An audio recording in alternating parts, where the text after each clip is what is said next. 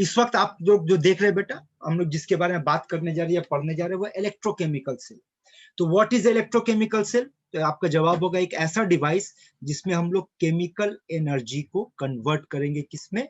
Electrical energy में। ऐसा device को बेटा हम लोग कहेंगे इलेक्ट्रोकेमिकल सेल, केमिकल एनर्जी से इलेक्ट्रिकल एनर्जी। और याद करो, हम लोग पिछले क्लास में पढ़े थे कि जो इलेक्ट्रिकल एनर्जी को अगर हम लोग केमिकल एनर्जी में कन्वर्ट करना चाहेंगे तो इस डिवाइस का नाम क्या होगा? इसका नाम होगा इलेक्ट्रोलाइटिक सेल, यानी जिसमें इलेक्ट्रोलाइसिस होगा। इस वक्त बेटा हम लोग पढ़ने जा रहे हैं इलेक्ट्रोकेमिकल सेल, या गैल्वेनिक सेल कह लो, या वोल्टाइक सेल कह लो।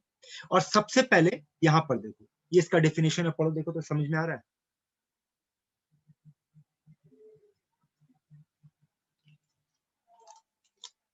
Yes sir. अब यहाँ पे आपके लिए कुछ जानकारी है बेटा, इलेक्ट्रोकेमिकल सेल में किस तरह का रिएक्शन चलता है बेटा? रिडॉक्स। रिडॉक्स, ठीक है, रिडॉक्स रिएक्शन चलता है, याद रखना इसको, रिडॉक्स रिएक्शन चलता है, ठीक है। अब रिडॉक्स में होता क्या है? रिडॉक्स में ऑक्सीडेशन होता है बेटा, और क्या होता है? रिडक्शन होता है, लेकिन एक साथ होता है। तो जो बंदे लोगों ने सोचा कि चल यार केमिकल एनर्जी से इलेक्ट्रिकल एनर्जी पैदा करते हैं, तो उनका थॉट सोच क्या था उसको यहां समझने की कोशिश करो। ऑक्सीडेशन का मतलब होता है लॉस ऑफ इलेक्ट्रॉन, रिडक्शन का मतलब होता है बेटा गेन ऑफ इलेक्ट्रॉन। तो इलेक्ट्रोकेमिकल सेल बनाने वाले ने सोचा कि अगर ऐसा करते हैं कि रिडॉक्स को करते हैं, लॉस ऑफ इलेक्ट्रॉन होगा, गेन ऑफ इलेक्ट्रॉन होगा, लेकिन दोनों एक साथ होगा, लेकिन अलग अलग होगा, एक साथ रहकर भी अलग अलग होगा। समझना बेटा, अभी इसको पूरा डायग्राम से भी समझाएंगे, ठीक है। अगर ऐसा कर दिया जाए कि दोनों के बीच में एक वायर डाल दिया जाए, ऑक्सीडेशन पार्ट को सेपरेट कर दिया जाए, रिडक्शन पार्ट को सेपरेट कर दिया जाए, और दोनों के बीच में अगर एक वायर डाल दिया जाए और उस वायर के थ्रू से ऑक्सीडेशन वाला पार्ट इलेक्ट्रॉन को लूज करे और वही इलेक्ट्रॉन को रिडक्शन वाला पार्ट गेन करे, तो यहां से रिडॉक्स भी चलता रहेगा। और बोलो वायर में किसका फ्लो शुरू हो जाएगा बेटा? इलेक्ट्रॉन्स। और अगर इलेक्ट्रॉन में वायर का फ्लो शुरू हो गया तो बोलो अपने लोगों को क्या मिलना शुरू हो जाएगा? इलेक्ट्रिकल एनर्जी, है ना, इलेक्ट्रिसिटी मिलेगा। इसी कंसेप्ट को यहां पर चलो समझते हैं। रिडॉक्स को आप पहले दो सुन लो, रिडॉक्स को आप दो कैटेगरी में डिवाइड कर सकते हैं। एक बेटा डायरेक्ट रिडॉक्स और एक होगा इनडायरेक्ट रिडॉक्स। डायरेक्ट रिडॉक्स उसको कहेंगे जहां पर सेम बीकर में ऑक्सीडेशन और रिडक्शन दोनों एक साथ होगा। इनडायरेक्ट रिडॉक्स उसको कहेंगे जहां डिफरेंट बीकर में ऑक्सीडेशन होगा और रिडक्शन होगा। तो पहले डायरेक्ट को समझते हैं, ठीक है। डायरेक्ट को समझने के लिए सबसे पहले देखो आपके सामने, याद करो आपके बोर्ड लेवल पे एक क्वेश्चन हुआ करता था कि क्या कॉपर वेसल में जिंक सल्फेट का सॉल्यूशन रख सकते हैं? ठीक है, कॉपर वेसल में जिंक सल्फेट का सॉल्यूशन रख सकते हैं, ये क्वेश्चन बेटा याद करो आपका बोर्ड लेवल पे हुआ करता था। अब इसका आंसर क्यों, कैसे और क्या देना सुन लो। आपका जवाब होगा कि नहीं रख सकते हैं, क्योंकि जिंक सल्फेट कॉपर के कांटेक्ट में आते ही वो एक डिस्प्लेसमेंट रिएक्शन शो करता है। देखो तो ये समझ में आ रहा है, जिंक कॉपर को डिस्प्लेस कर दिया, चेक करो, समझ आ रहा है? Yes sir. अब यहाँ पे अगर आपसे कहा जाए कि जिंक का जो ऑक्सीडेशन नंबर है वो क्या है, तो आप कहोगे सर जिंक का ऑक्सीडेशन नंबर रिएक्शन से पहले +2 था, रिएक्शन के बाद 0 हो गया, और कॉपर पहले 0 था बाद में +2 हो गया। इसका मतलब क्या हुआ? सॉरी मेरा क्वेश्चन भूल हुआ बेटा, मेरा क्वेश्चन गलत हो गया, माय क्वेश्चन इज रॉन्ग, थोड़ा सा हम करेक्शन कर ले, उल्टा बोल गए बेटा। क्वेश्चन था कि क्या जिंक के वेसल में कॉपर सल्फेट सॉल्यूशन को रख सकते हैं, क्वेश्चन ये है बेटा, थोड़ा सा करेक्शन कर लेंगे। जिंक के वेसल में कॉपर सल्फेट का सॉल्यूशन को रख सकते हैं। आप में से कोई बताना चाहेगा what is the colour of copper sulphate solution? Blue. Blue, है ना। या फिर यही क्वेश्चन को घुमाकर आपके बोर्ड लेवल पे पूछा गया था कि अगर जिंक वेसल में कॉपर सल्फेट का सॉल्यूशन रखते हैं तो धीरे धीरे ब्लू कलर जो होता है वो फेड हो जाता है, हल्का हो जाता है, क्यों? तो दोनों का आंसर सेम है कि अगर जिंक के वेसल में कॉपर सल्फेट का सॉल्यूशन को रखते हैं तो यहाँ पर डिस्प्लेसमेंट रिएक्शन होगा, जिंक सल्फेट और कॉपर बनेगा, जहां पे रिएक्शन से पहले जिंक का जो ऑक्सीडेशन नंबर है वो था 0 से +2 में कन्वर्ट हो गया, यानी ऑक्सीडेशन हुआ, 0 से +2 ऑक्सीडेशन नंबर बढ़ गया, और कॉपर सल्फेट जो कि +2 था वो घट के 0 पे आ गया, यानी रिडक्शन हुआ, यानी यहाँ पर रिडॉक्स हुआ। और ये रिडॉक्स चूंकि एक ही बीकर में हो रहा है इसलिए इसको आप इनडायरेक्ट रिडॉक्स कहोगे। और जो आपसे सवाल पूछा गया था कि क्यों जिंक के वेसल में कॉपर सल्फेट का कलर फेड हो जाता, तो आपका जवाब होगा कि जब आप जिंक के वेसल में रखे तब तो कलर ब्लू था, लेकिन जैसे जिंक के कांटेक्ट में आया तो धीरे धीरे कॉपर सल्फेट किसमें कन्वर्ट होना शुरू हुआ, जिंक में, जिंक सल्फेट में। और जिंक सल्फेट जो होता है वो कलरलेस होता है या व्हाइट होता है, इस वजह से ब्लू कलर धीरे धीरे फेड होने लगा, व्हाइट की तरफ जाने लगा।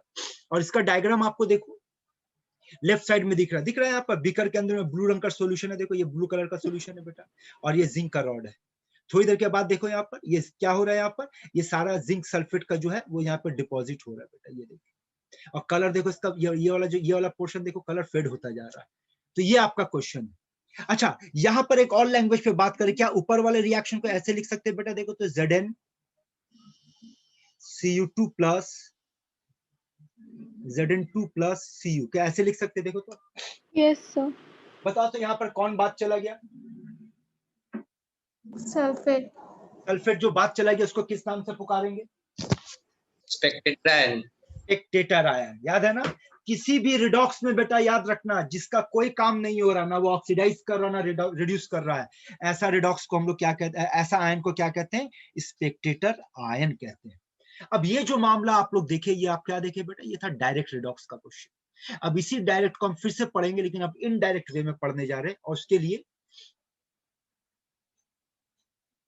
ये सब छोड़ो, ये सब एक मिनट रुक जाओ, होल्ड करना बेटा, एक मिनट।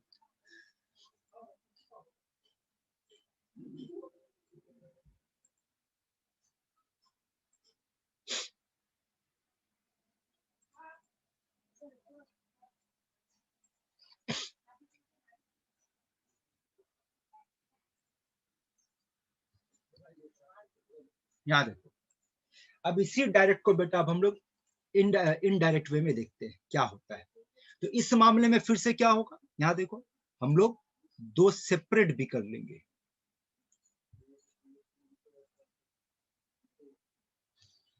इसमें एक इलेक्ट्रॉन डिप करेंगे, इसमें एक इलेक्ट्रॉन डिप करेंगे। उससे पहले एक और चीज याद है, बताओ तो पिछला वाला रिएक्शन क्या था हमारा, याद है, एक बार फिर से लिख दे। हमारा पिछला वाला रिएक्शन था Zn जो कि सॉलिड के फॉर्म में था, Cu2 प्लस एक्वस के फॉर्म में, प्रोडक्ट Cu सॉलिड के फॉर्म में, और Zn2 प्लस एक्वस के फॉर्म में, यही था बेटा। Yes, sir. सवाल का पहले यहाँ जवाब दो, किसका ऑक्सीडेशन हो रहा है, किसका रिडक्शन हो रहा है, Zinc oxidation and copper का reduction. जिंक का ऑक्सीडेशन हो रहा है, कॉपर का रिडक्शन हो रहा है। अब ये बता, आयुपेक के हिसाब से एनोड किस तरफ होना चाहिए, Left. Left. लेफ्ट में होना चाहिए। और एनोड पे ऑक्सीडेशन होगा या रिडक्शन होगा, ऑक्सीडेशन। तो बेटा लेफ्ट में जिंक का रॉड लेंगे, क्योंकि अभी जिस इक्वेशन को लेकर हम लोग पढ़ने बैठे हैं उस इक्वेशन में जिंक हमारा एनोड होगा, क्योंकि जिंक में ऑक्सीडेशन हो रहा है। तो इसका मतलब जो दाहिनी तरफ है राइट साइड में बेटा, ये वाला कौन सा मेटल होना चाहिए, कॉपर होना चाहिए। और यहाँ पर जिस मेटल का आप सॉल्ट लोगे, इलेक्ट्रोड लोगे, उसी मेटल का हम लोग सॉल्ट लेंगे इक्वेशन इसमें बीकर में। तो बोलो लेफ्ट साइड में कौन सा, किसका सॉल्ट लेंगे, जिंक का। अब जिंक का सॉल्ट का मतलब आप ZnSO4 ले सकते हो बेटा, ZnCl2 ले सकते हो, ZnNO3 ले सकते हो, किसी भी ऐसा सॉल्ट को ले सकते हो जहां पर आपको Zn2 प्लस आयन मिले। तो अभी हम लोग जनरल फॉर्मेट में वही ZnSO4 की बात करते हैं। तो यहाँ पर देखो ZnSO4 जब देंगे तो बोल बेटा ZnSO4 क्या बन जाएगा, SO4 2 माइनस में टूट जाएगा, और किस में टूटेगा, Zn2 प्लस में। और इसी तरीके से कॉपर सल्फेट किस में टूटेगा, Cu2 प्लस में और SO4 2 माइनस में। इस वक्त जो चीज आपको बताने जा रहे हैं वो बताने जा रहे हैं बेटा कैसे इनडायरेक्ट रिडॉक्स होता है, और इनडायरेक्ट रिडॉक्स में किस तरीके से हम लोग इलेक्ट्रिसिटी को जनरेट कर सकते हैं। तो जो कुछ अभी तक पढ़े बेटा उसके हिसाब से बात करते, बोलो लेफ्ट साइड में क्या होने वाला है, लेफ्ट साइड में ऑक्सीडेशन होगा क्योंकि एनोड है। और अगर ऑक्सीडेशन होगा तो ऑक्सीडेशन का रिएक्शन क्या होगा, ऑक्सीडेशन का रिएक्शन होगा Zn solid minus 2 electron Zn2 plus aqueous. और यहाँ पर रिडक्शन होगा बेटा राइट साइड में, तो रिडक्शन का इक्वेशन क्या होगा, Cu2 plus aqueous plus 2 electron Cu solid. अब चलो कुछ सवाल का जवाब दो, क्या बीकर में Zn2 प्लस आयन दिख रहा आपको, Yes, sir. अब अगला सवाल बताओ, ये बीकर के अंदर जो Zn2 प्लस आयन आया उसका सोर्स का नाम बताओ, कहां से आया? Salt, sulphate.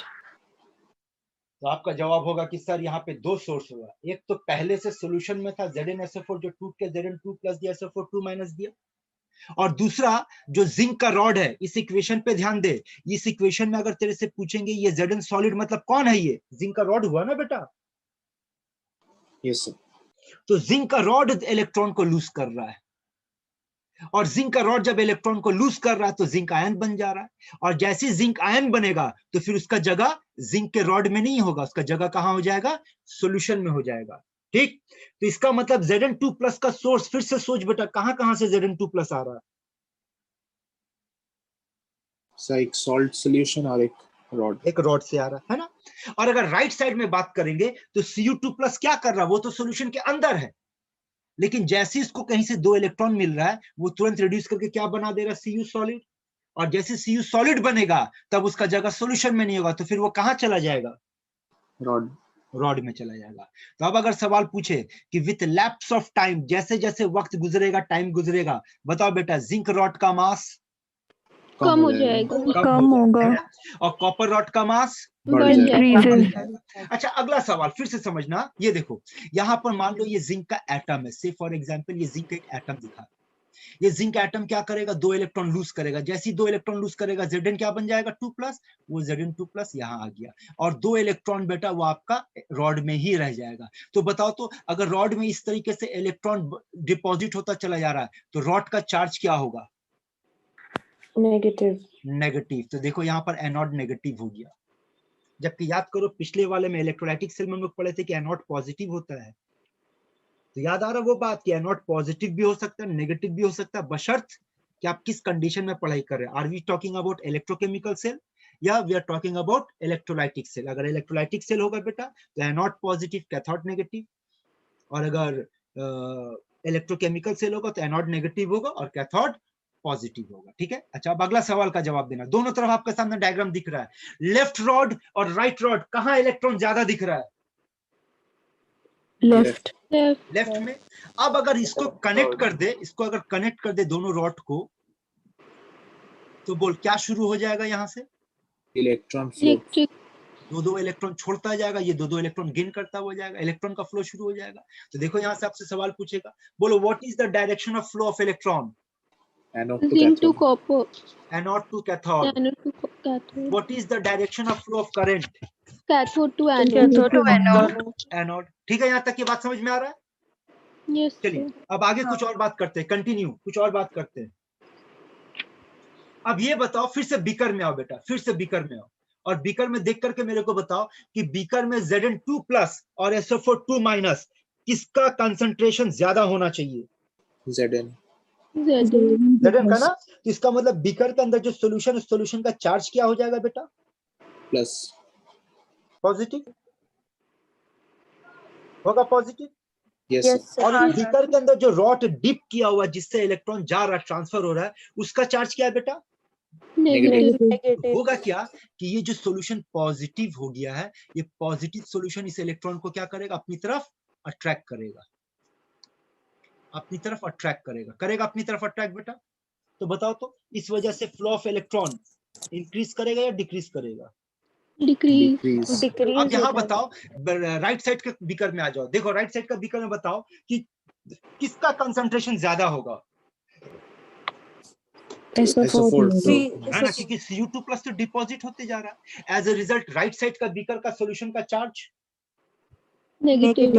और ऊपर से यहाँ इलेक्ट्रॉन आ रहा है, इसके थ्रू से इलेक्ट्रॉन आ रहा है, क्योंकि जब तक इलेक्ट्रॉन ट्रेवल करते हुए सॉल्यूशन में नहीं पहुंचेगा तो ये इलेक्ट्रॉन इसके कॉम्बिनेशन में नहीं आएगा, कॉपर नहीं बनेगा। तो अब बोलो सॉल्यूशन का चार्ज नेगेटिव और ऊपर से जो इलेक्ट्रॉन आ रहा है वो भी नेगेटिव, तो यहाँ पर क्या होगा बेटा, रिपल्शन, रिपल्शन होगा। यानी अगर आप ध्यान से देखोगे तो थोड़ी देर के बाद जब सॉल्यूशन में Zn2 प्लस का कंसंट्रेशन बढ़ जाएगा तो वो इलेक्ट्रॉन को जाने से रोकना शुरू करेगा, और राइट साइड में जब थोड़ी देर के बाद SO4 माइनस का कंसंट्रेशन बढ़ जाएगा तो वो आने वाले इलेक्ट्रॉन को रिपेल करेगा, नतीजा फ्लो ऑफ इलेक्ट्रॉन रुक जाएगा, यानी कि इलेक्ट्रिसिटी का फ्लो बंद हो जाएगा। इस प्रॉब्लम को ठीक करने के लिए क्या किया गया, दोनों बीकर को क्या किया गया, कनेक्ट किया गया, और जब दोनों बीकर को कनेक्ट किया गया तो उसको नाम क्या दिया गया, इसको कनेक्टर को, इस कनेक्टर को नाम दिया गया Salt bridge. ब्रिज। और यहाँ पे कनेक्टर के एंड में ये देखो, जो कनेक्टर का एंड होगा बेटा वहां पर कॉटन वूल लगा दिया जाता है। ठीक है, अब ये बताओ राइट साइड के बीकर में किसका कंसंट्रेशन ज्यादा है? SO4 जिसके वजह से राइट साइड नेगेटिव हो गया है ना। और लेफ्ट साइड में किसका कम पड़ गया?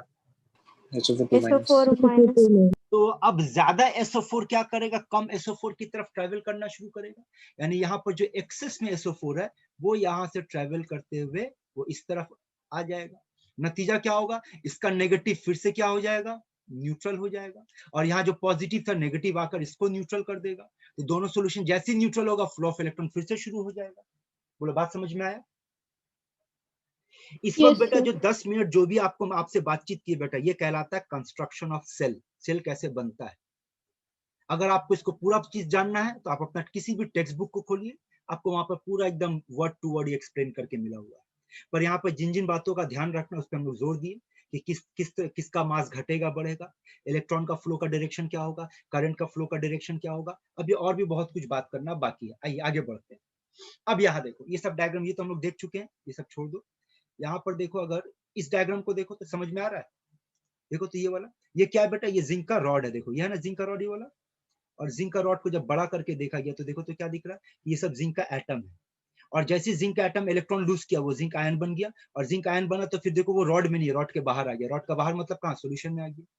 और उसी तरह राइट साइड में देखो, सोल्यूशन में Cu2+ घूम रहा है और रॉड के थ्रू से इलेक्ट्रॉन ट्रेवल करते हुए सोल्यूशन में आया। और जैसे ही सोल्यूशन में पहुंचेगा वो Cu बन जाएगा। Cu बनेगा वो वापस जाकर डिपॉजिट हो जाएगा। इस तरीके से इसका मास बढ़ता जाएगा, इसका मास घटता जाएगा। बाकी सब कुछ देखो तो समझ में आ रहा है, सब कुछ तो हम लोग डिस्कस किए बेटा, समझ आ रहा है। देखो तो डायग्राम पे नजर दौड़ाओ।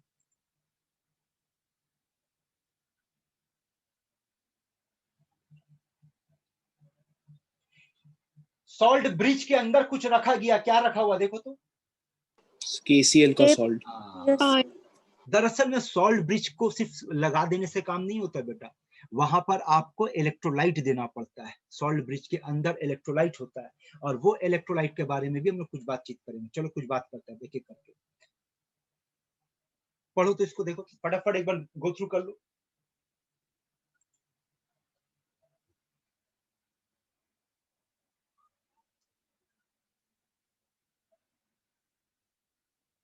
Yes, sir.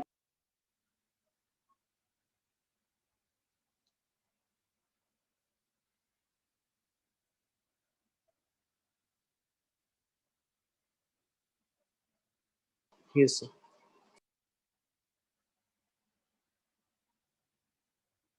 आंसर दो।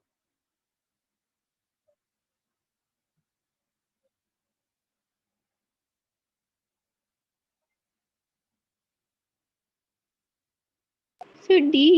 Sir, D.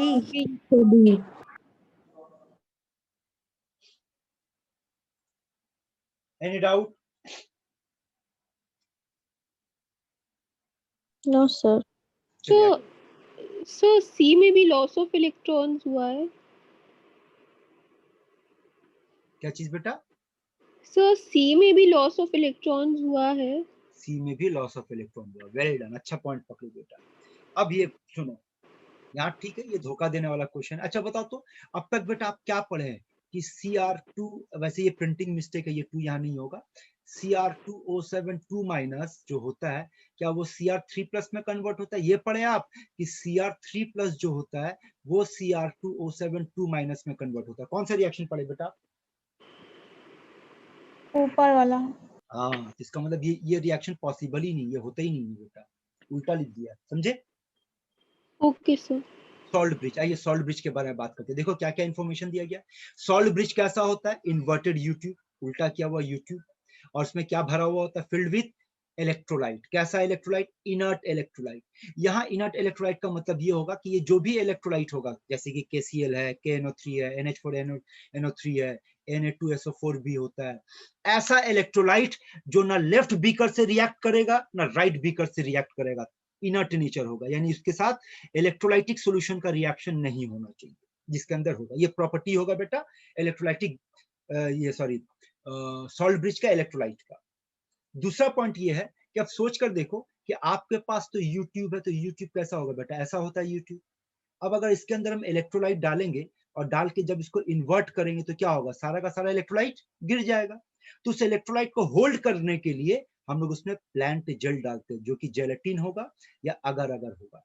तो पढ़ो, जेलेटिन और अगर अगर is dissolved in hot concentrated aqueous solution of inert electrolyte and the solution thus formed is filled in the U-tube। और साथ में क्या बताया गया, आखिरी पॉइंट पढ़ो तो, ये अभी हमने थोड़ी देर पहले डिस्कस किए, पढ़ो तो ये। Yes sir. तो याद करो, थोड़ी देर पहले जो हम लोग पढ़ रहे थे कि SO4 एक बीकर से दूसरे बीकर में ट्रांसफर हो रहा है, तो अगर आपसे पूछा जाए कि what is the name of the process जिससे कि ये ट्रांसफर हो रहा है, ऑस्मोसिस या डिफ्यूजन, क्या नाम देना चाहोगे बेटा? डिफ्यूजन। डिफ्यूजन। तो याद रखना कि जो आयन एक तरफ से दूसरी तरफ ट्रेवल करता है वो डिफ्यूजन प्रोसेस के थ्रू से ट्रेवल करता है, ठीक है। अब इनर्ट इलेक्ट्रोलाइट के बारे में बता दिए, आप एक बार खुद से पढ़कर देख लो, पढ़ो देखो क्या समझ में आ रहा है। Yes sir.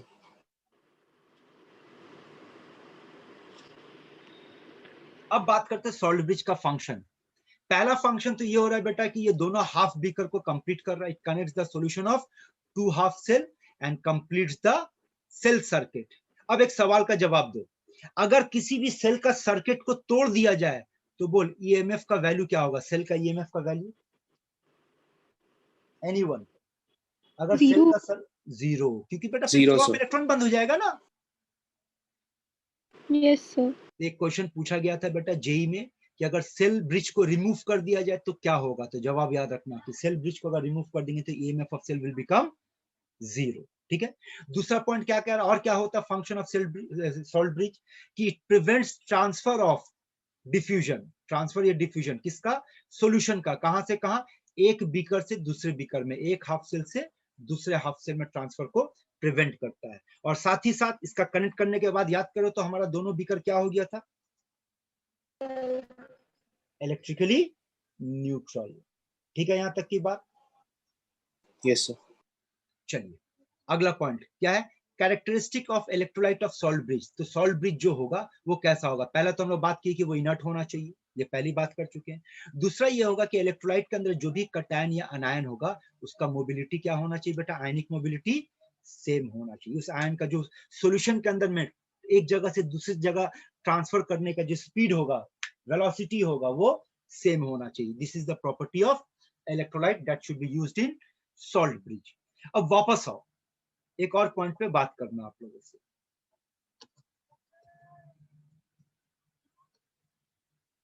अब यहाँ पे एक और लैंग्वेज पे आप लोगों को ध्यान देना बेटा, इस लैंग्वेज पे ध्यान दो। ये लैंग्वेज आपके एग्जाम में पूछेगा नहीं, पर जब तक इस लैंग्वेज को आप नहीं जानोगे तो क्वेश्चन को सॉल्व नहीं कर पाओगे। देखो क्या है, अब अगर आपसे कहा जाए कि ये जो लिखा हुआ है इसका नाम क्या है, तो इसका नाम आप क्या कहोगे, हाफ सेल ऑक्सीडेशन। और इसका नाम क्या कहोगे बेटा आप लोग, हाफ सेल रिडक्शन। और अगर दोनों इक्वेशन को ऐड कर दे तो देखो तो ये बनता है नीचे वाला, और इसका नाम क्या होगा, सेल रिएक्शन। तो लेफ्ट वाला हाफ सेल ऑक्सीडेशन, राइट वाला हाफ सेल रिडक्शन, और जो सबसे नीचे वाला है वो है सेल रिएक्शन।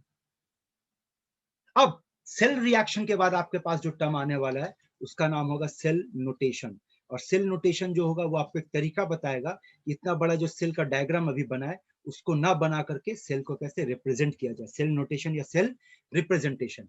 और यह तरीका लिखने का बेटा, एक बार दोबारा लिख रहे हैं, यहाँ पर देखो, आप सबसे पहले क्या लिखोगे, मेटल लिखोगे और सॉलिड होगा वो, फिर एक लंबा लाइन दोगे, इंग्लिश के हिसाब हिंदी के हिसाब से उसको खड़ी पाई कहना बेटा, बांग्ला में दाढ़ी बोलना, ठीक है।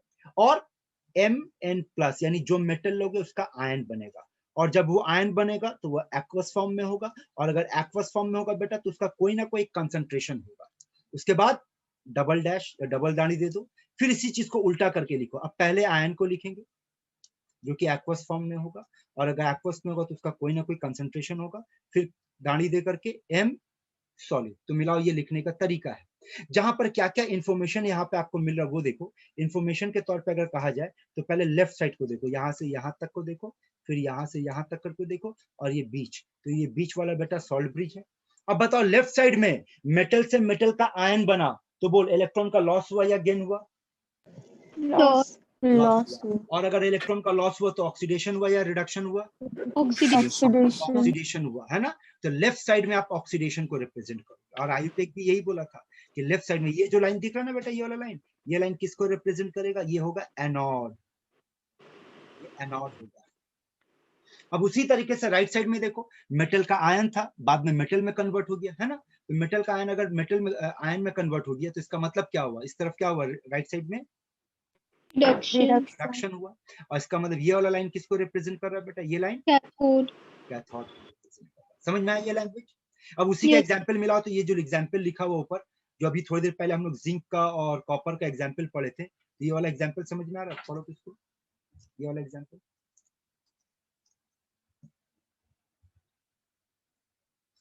यस सर यस सर ठीक है।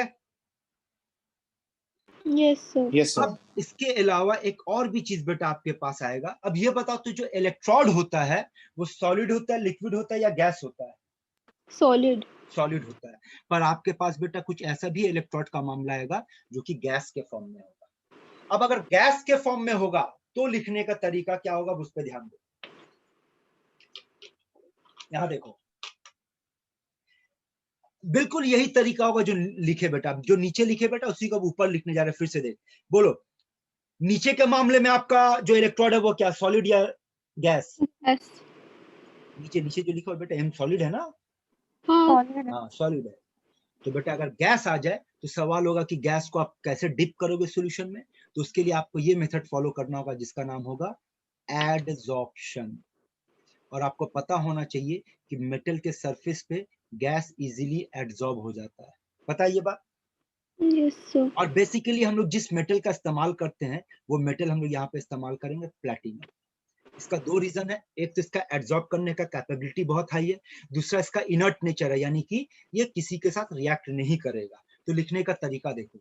अब सबसे पहले आप लिखोगे वो जो एब्जॉर्प्शन का काम करेगा, उसके बाद जो भी गैस होगा उस गैस का नाम लिखना है, और जब गैस लिखोगे बेटा तो प्रेशर मेंशन करना जरूरी हो जाएगा।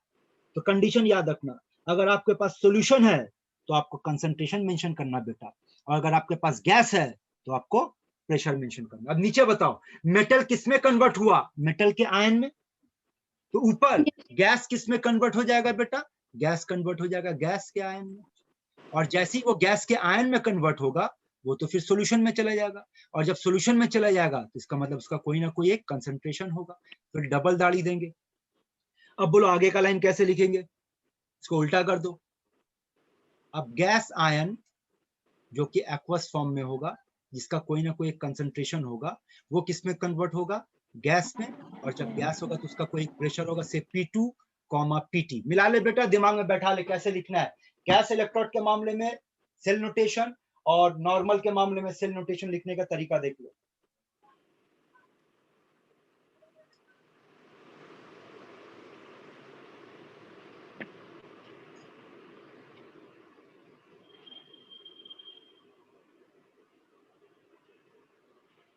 यस सर यस सर ठीक है, पढ़ लो इसको। देखो तो उसी तरीके से लिखा गया, नीचे वाला देखो ना, सिर्फ इसको देखो ना, ये वाला पार्ट।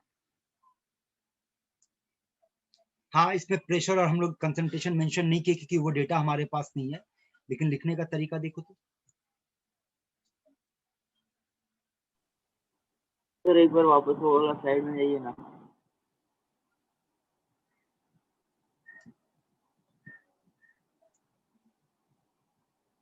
Thank you sir. बड़े आगे। हाँ सर। चलिए अगला टर्म पढ़ने जा रहे हैं। यहां से आपके एग्जाम में कोई क्वेश्चन नहीं आएगा बेटा, लेकिन ये टर्म अगर आप नहीं जानोगे तो फिर आप आगे का लैंग्वेज को स्टडी नहीं कर पाओगे। Electrode potential, what is the meaning of potential? Potential का मतलब होता है ताकत, काबिलियत। तो इलेक्ट्रॉन का ताकत की बात कर, इलेक्ट्रोड की ताकत की बात कर। किस ताकत की बात कर रहे बेटा? इलेक्ट्रोड क्या होता है? तो आप बोलेगे सर इलेक्ट्रोड या तो एनोड होगा या कैथोड होगा। और ये लोग क्या कर सकता है? या तो इलेक्ट्रॉन गेन कर सकता है या सॉरी लूज कर सकता है। एनोड जो होगा वो लूज करेगा और ये गेन करेगा। तो ये कितना इलेक्ट्रॉन गेन करने का ताकत या कितना इलेक्ट्रॉन लूज करने का ताकत, उस ताकत का नाम बेटा इलेक्ट्रोड पोटेंशियल। डिपेंडिंग कि वो इलेक्ट्रॉन गेन कर रहा है या लूज कर रहा है। अगर इलेक्ट्रॉन लूज कर रहा है तो उस पोटेंशियल का नाम ऑक्सीडेशन पोटेंशियल होगा। और सिंबल देखो क्या, इलेक्ट्रोड पोटेंशियल का सिंबल ई, तो ऑक्सीडेशन पोटेंशियल का सिंबल OX या फिर EM/Mn+। देखो तो ये लैंग्वेज समझ में आ रहा है बेटा? Yes sir. M/Mn+ का मतलब क्या हुआ? इलेक्ट्रॉन का लॉस दिखा रहे, पहले मेटल था बाद में मेटल का आयन बन गया। और अगर दूसरी बात करते उसका इलेक्ट्रॉन गेन करने का पोटेंशियल की बात करते, potential to gain electron, then it will be represented at E-rate, that is reduction potential, या फिर इसको हम लिख सकते EMn+/M। लैंग्वेज समझ में आ रही है? ये लैंग्वेज है बेटा, यहाँ से कुछ नहीं आएगा लेकिन ये लैंग्वेज है। बोलो समझ में आया बात यहाँ तक? Yes sir. और अगर आपके क्वेश्चन पे इलेक्ट्रोड पोटेंशियल के जगह पर ये वर्ड लिख दिया जाए स्टैंडर्ड इलेक्ट्रोड पोटेंशियल, तो बेटा सब बात वही होगा, बस इसके ऊपर डिग्री आ जाएगा। यानी कि अगर आपसे कहा जाए ये किसका सिंबल है, तो बताओ तो ये किसका सिंबल है? Standard oxidation potential. हाँ, और ये किसका सिंबल हो गया यहाँ पर? Standard reduction potential. तो ये दो वर्ड याद रखना, SOP एंड SRP पे बात करने वाले हैं। दूसरी बात ये याद रखना कि ये जो स्टैंडर्ड वर्ड यूज किया गया, स्टैंडर्ड वर्ड, इसका क्या मतलब निकलता है? इसका मतलब निकलता है कि अगर आपको टेम्परेचर लेना है तो आप 298 केल्विन कंसीडर करोगे, अगर आपको कंसंट्रेशन लेना है तो 1 मोलैरिटी कंसीडर करोगे, और अगर प्रेशर लेना है तो 1 ATM कंसीडर करोगे। ये स्टैंडर्ड वैल्यू बेटा याद रखिए, ये थर्मोडायनेमिकल स्टैंडर्ड है। थर्मोडायनेमिक्स में स्टैंडर्ड का यही मतलब होता है, temperature 25 degree centigrade, concentration 1 molarity and pressure 1 ATM। आइए जितना कुछ बताएं अब फटाफट पढ़कर देखो समझ में आ रहा है कि नहीं बात। और हाँ हो बोलते जाना बेटा, तुम चेंज करते हाँ जाना। Sir. Yes sir.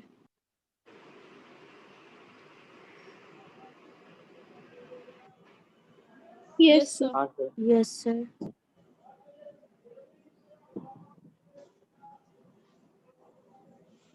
Yes sir.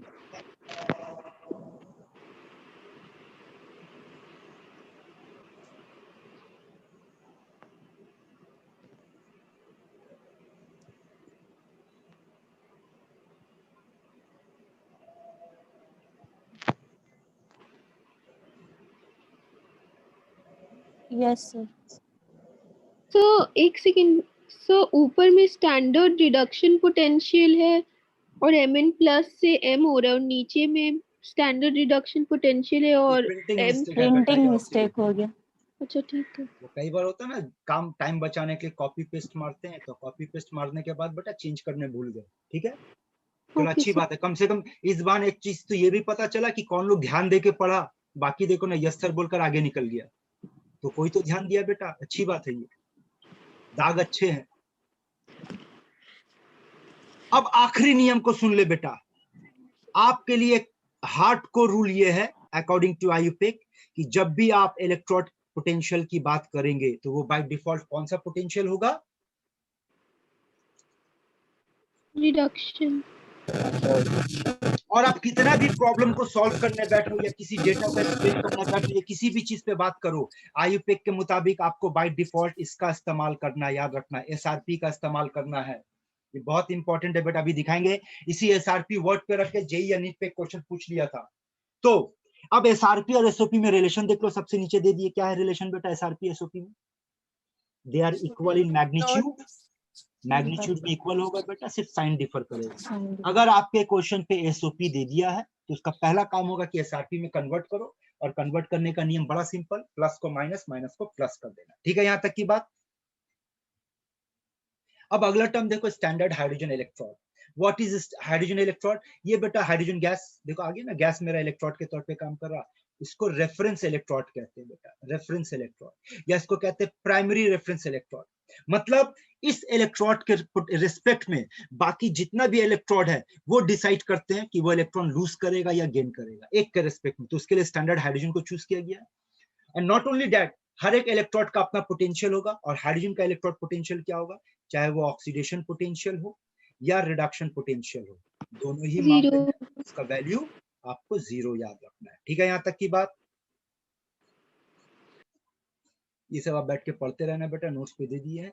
आइए, और अगर आपसे पूछा जाए सेकेंडरी रेफरेंस इलेक्ट्रोड कौन है, तो प्राइमरी रेफरेंस इलेक्ट्रोड बेटा हाइड्रोजन है, और सेकेंडरी रेफरेंस इलेक्ट्रोड कौन है बेटा, कैलोमेल इलेक्ट्रोड, जिसका पोटेंशियल 0.26 वोल्ट होगा। तो याद रखना हाइड्रोजन का इलेक्ट्रोड पोटेंशियल 0, जो कि प्राइमरी, और सेकेंडरी का बेटा प्लस 0.26 वोल्ट है। ये सेकेंडरी के तौर पे इस्तेमाल किया जाता है।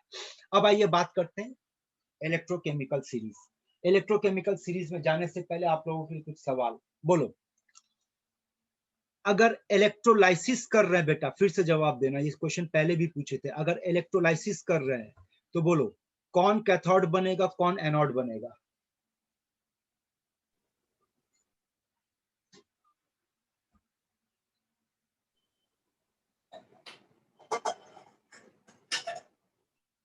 वो इलेक्ट्रोकेमिकल सीरीज पे डिपेंड करेगा, जो बिल्कुल नहीं, पहले होगा। बिल्कुल नहीं, आपका जवाब होना चाहिए था सर आयुपेक नियम के हिसाब से लेफ्ट वाला एनोड होगा, राइट वाला कैथोड होगा। आपका ये आंसर के बाद मेरा अगला क्वेश्चन होता, ठीक है बेटा वो तो आयुपेक बोल दिया कि लेफ्ट को एनोड बनाना है, रखना है, बनाकर रखना, कि लेफ्ट में हमको एनोड बनाकर रखना है, राइट में कैथोड बनाकर रखना है। तो बनाओगे कैसे? सिर्फ लेफ्ट में डाल देने से क्या वो अपने आप एनोड बन जाएगा? बैटरी से कनेक्ट, बैटरी से कनेक्ट करेंगे, यही पढ़े थे ना। Yes sir. सवाल है कि इलेक्ट्रोलाइटिक सेल में एनोड कैथोड कौन डिसाइड करेगा? बैटरी। बैटरी। और अगला सवाल आपके सामने रखे थे कि बैटरी के अंदर कौन एनोड कौन कैथोड बनेगा, कौन डिसाइड करेगा? वो उसका सेल का टर्मिनल। तब इसका आंसर है बेटा इलेक्ट्रोकेमिकल सीरीज। ध्यान से हाँ सुन ले, सर। इलेक्ट्रोलाइटिक सेल में कौन करेगा? बैटरी, और बैटरी के अंदर कौन करेगा? Electrochemical series. और अभी इलेक्ट्रोकेमिकल सीरीज का कुछ एप्लीकेशन बताने जा रहे हैं बेटा, ध्यान से सुनना, जरूरत पड़े 2 मिनट का टाइम देंगे, नोट कर लेना, क्योंकि इस पे काफी सारा क्वेश्चन मिलेगा, इसका एप्लीकेशन पे काफी सारा क्वेश्चन मिलेगा। जैसे कि एक एक करके बात करते हैं। सबसे पहले रिड्यूसिंग पावर, याद रखना reducing power is directly proportional to negative SRP and inversely proportional to positive SRP, ये याद रखना। और चाहो तो इसका उल्टा याद रखो कि oxidising power is directly proportional to positive SRP and inversely proportional to negative SRP. बोलो यहां तक की बात समझ में आ रहा है? हाँ। अब सुनो, इलेक्ट्रोकेमिकल सीरीज का एप्लीकेशन 2 तरीके से पढ़ो बेटा, दो लॉजिक बना लो अपना, एक वैल्यू के बेसिस पे, एंड डोंट वरी आपको वैल्यू याद करने की जरूरत नहीं, वैल्यू दिया होगा, और दूसरा पोजीशन के हिसाब से। तो थोड़ा सा पोजीशन को समझ लेते हैं, आओ ये देखो। वैसे ये इलेक्ट्रोकेमिकल सीरीज का एक छोटा सा हिस्सा है बेटा, इलेक्ट्रोकेमिकल सीरीज इतना बड़ा है बेटा कि वो कम से कम 8 से 10 पन्ने का चार्ट बनाया जा सकता है, इतना सारा डेटा है। इसीलिए कह रहा आपको डेटा याद करने की जरूरत नहीं, अगर याद रखना है तो ये याद रखना हाइड्रोजन 0 है, ये याद रखना। हाइड्रोजन के जितना ऊपर जाएंगे नेगेटिव एसआरपी बढ़ता हुआ दिखेगा आपको, और हाइड्रोजन के जितने नीचे आएंगे पॉजिटिव एसआरपी बढ़ता हुआ दिखेगा। देखो तो समझ में आ रहा ट्रेंड?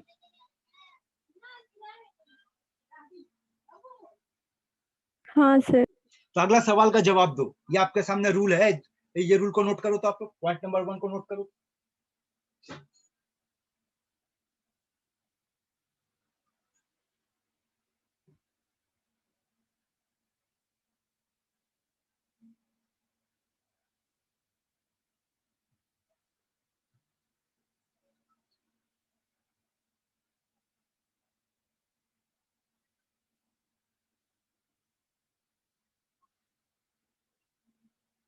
सर हो गया। चलिए आपके सामने जो लिखा हुआ बेटा उसको सामने रख और जवाब दे कि पूरे सीरीज जो इस वक्त आपको दिख रहा है, इतने ही के बेसिस पे बताओ कौन सबसे स्ट्रॉन्गेस्ट रिड्यूसिंग एजेंट होगा? Sir lithium. लिथियम है ना? हाँ। लिथियम किसको रिड्यूस कर पाएगा? सबको। नीचे वाला उसके नीचे वाला जितना सबको, है ना? अच्छा, Yes, कौन sir. सबसे स्ट्रॉन्ग ऑक्सीडाइजिंग एजेंट होगा? फ्लोरीन। Sir fluorine. फ्लोरीन किसको ऑक्सीडाइज कर पाएगा? उसके ऊपर ऊपर वाले से। लेकिन अगर पूछ लिया आपसे कि पोटेशियम क्या कर पाएगा, तो क्या जवाब होना चाहिए? बोलो। उसके नीचे सबको लिथियम को रिड्यूस छोड़ कर के पाएंगे। तो आपका सबको। जवाब कुछ ऐसा होना चाहिए बेटा कि सर लिथियम को छोड़ के वो सबको रिड्यूस कर पाएगा। हाँ। ठीक। हाँ सर। और सबको छोड़ के वो सिर्फ लिथियम को ऑक्सीडाइज कर पाएगा। हाँ सर। है ना? Yes, sir. तो पोजीशन से लॉजिक को तैयार करो। ऊपर वाला क्या करेगा? नीचे वाले को रिड्यूस Reduce करेगा करेगा, और नीचे वाला ऊपर वाले को Oxidize. ऑक्सीडाइज करेगा। तो आपको हम क्या बोले बेटा? पीरियोडिक ये इलेक्ट्रोकेमिकल सीरीज को दो लैंग्वेज में पढ़ेंगे, एक वैल्यू के हिसाब से पढ़ेंगे और एक पोजीशन के हिसाब से। तो वैल्यू के हिसाब से तो ये पढ़ लिए कि नेगेटिव एसआरपी, पॉजिटिव एसआरपी।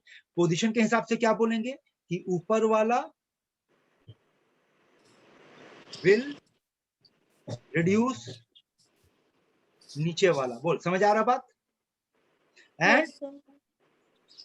नीचे वाला विल ऑक्सीडाइज ऊपर वाला। नोट कर इस पॉइंट को, इसको भी नोट कर। और ये पॉइंट नंबर 1 के अंदर में ये चल रहा है, अभी भी ये 1 नंबर पॉइंट पे।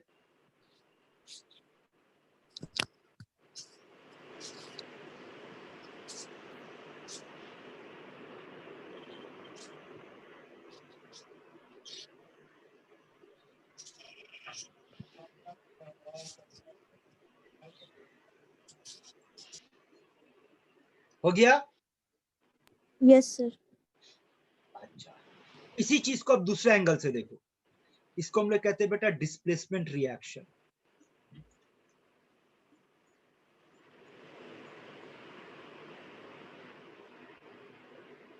डिस्प्लेसमेंट रिएक्शन क्या कहता है? डिस्प्लेसमेंट रिएक्शन, डिस्प्लेसमेंट रिएक्शन ये कहता है कि जो ऊपर वाला होगा मेटल, ऊपर वाला एलिमेंट जो होगा विल डिस्प्लेस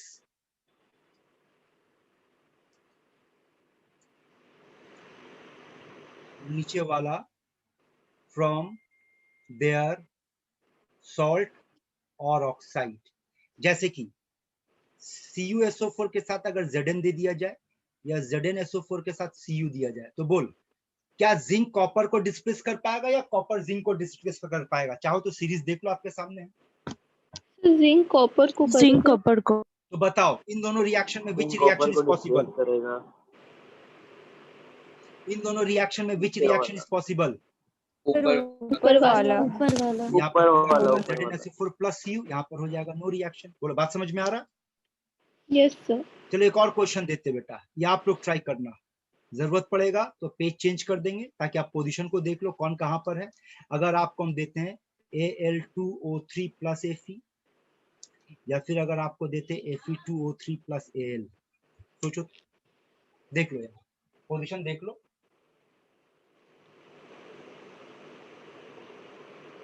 ऊपर वाला होगा। हाँ सर, ऊपर वाला करेक्ट।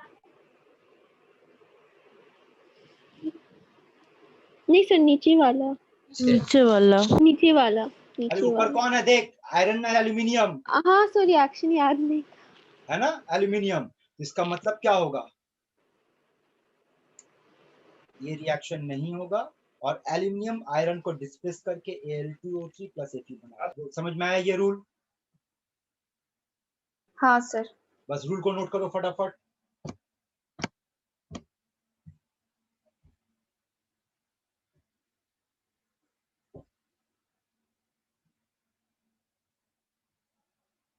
ये बेटा, अब तीसरा नियम, अब तीसरा एप्लीकेशन पे आ जाओ।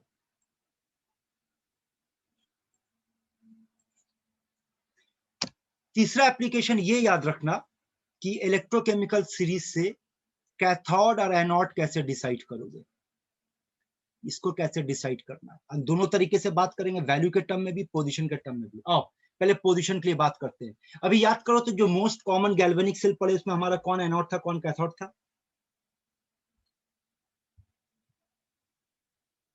बताओ, थोड़ी देर पहले पढ़े ना बेटा हम लोग। जिंक एनोड था और कैथोड एनोड था और कॉपर था। कॉपर कैथोड था। तो चलो ना, खुद का लॉजिक बना लो ना, जाओ पोजीशन से डिसाइड करो। कैसे पता करेंगे कौन एनोड कौन कैथोड? तो इलेक्ट्रोकेमिकल सीरीज में जो ऊपर होगा वो एनोड। एनोड, ऊपर वाला एनोड, नीचे वाला कैथोड। कैथोड। है ना। तो यहाँ पर हमारा कोड क्या बनेगा कि ऊपर वाला जो होगा बेटा वो एनोड बनेगा और जो नीचे वाला होगा वो कैथोड बनेगा। ठीक है, ये पोजीशन के हिसाब से डिसाइड हो गया। अब आप वैल्यू के हिसाब से डिसाइड करते हैं। देखो तो जो लैंग्वेज बोल रहे वो समझ आ रहा है कि नहीं? कि जिसका SRP ज्यादा होगा वो कैथोड बनेगा, जिसका कम होगा वो एनोड बनेगा।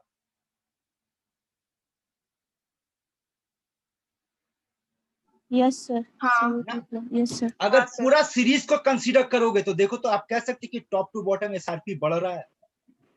Yes sir. Yes sir. थोड़ी देर पहले प्लस और माइनस को लेकर के बात कर रहे थे, लेकिन जब ऐसा मामला आएगा तो प्लस माइनस नहीं, ओवरऑल को देखो तो ओवरऑल बढ़ रहा है। तो इसका मतलब क्या होगा कि जिसका एसआरपी ज्यादा होगा वो क्या बनेगा बेटा, कैथोड। यानी कैथोड बनने के लिए एसआरपी ज्यादा होना चाहिए, एनोड बनने के लिए एसआरपी कम होना चाहिए। मतलब सर मोर पॉजिटिव होना। हाँ मतलब सर न्यूमेरिकली नहीं हो, मोर पॉजिटिव होगा तब होगा। न्यूमेरिकली क्या, कौन पॉजिटिव होगा बेटा? सर जैसे नीचे जाएंगे तो और अरे पॉजिटिव यही वैल्यू तो बात नहीं, यही बात तो कह रहे हैं ना बेटा कि जब इस तरीके से पढ़ रहे तो साइन को कंसीडर कर रहे, साइन को कंसीडर नहीं करोगे तो फिर कैसे डिसाइड करोगे कौन बड़ा कौन छोटा? आपको तो पता होना चाहिए ना कि माइनस छोटा होता है प्लस बड़ा हाँ होता हाँ सर, हाँ सर। है ना? अब अगर मान हाँ। लो तुम्हारे क्वेश्चन में दोनों नेगेटिव दे दिया, सोडियम दे दिया और एल्यूमिनियम दे दिया, बोले इन दोनों में डिसाइड करो, और दोनों ही नेगेटिव है तो आपको उसमें डिसाइड करना होगा ना ज्यादा कौन है। तो भाई -2.72 है -1.6 में ये ज्यादा माना एल्यूमिनियम जाएगा। ज्यादा है। Yes, समझी बात? ठीक है सर। ठीक है, इसको नोट कर लो, कैथोड एनोड कैसे डिसाइड होगा।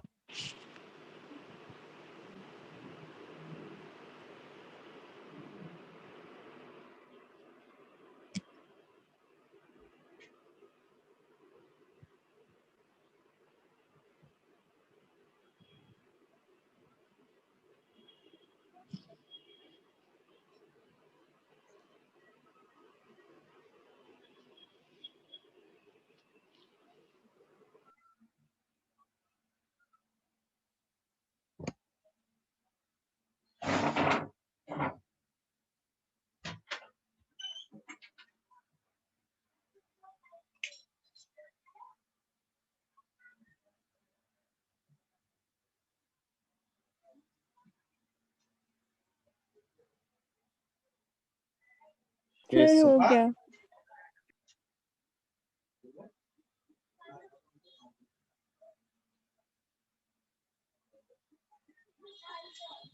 क्या चीज है? हो गया सर। हो गया बेटा लोग? Yes sir. वैसे एप्लीकेशन की बात करेंगे तो इलेक्ट्रोकेमिकल सीरीज का और भी बहुत सारा एप्लीकेशन है बेटा, लेकिन वो एप्लीकेशन इस चैप्टर में जरूरत नहीं पड़ेगा, वो आपको जरूरत पड़ेगा मेटलर्जी में। तो वैसे नोट्स में सब दे दिए, पढ़ लेना, पर उसका यूज और डिस्कशन हम लोग मेटलर्जी में करेंगे। तो ये सारा कुछ बेटा जो कुछ भी डिस्कस किए यही सब पॉइंट यहाँ पर है।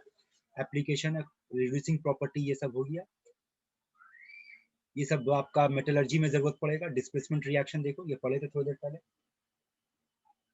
रिएक्टिविटी ये मेटलर्जी में जरूरत पड़ेगा। ऑकरेंस ऑफ एक्सट्रैक्शन ये सब मेटलर्जी का टॉपिक है। एक्सट्रैक्शन मेटलर्जी का टॉपिक है बेटा। अब आओ क्वेश्चन पे आ जाओ। तो चलो, तो जो कुछ भी पढ़ा है बेटा फटाफट अब आंसर देना शुरू करो।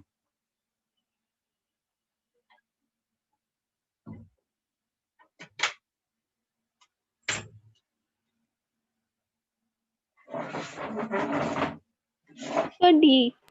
सर सी। डी दिल्ली। सी।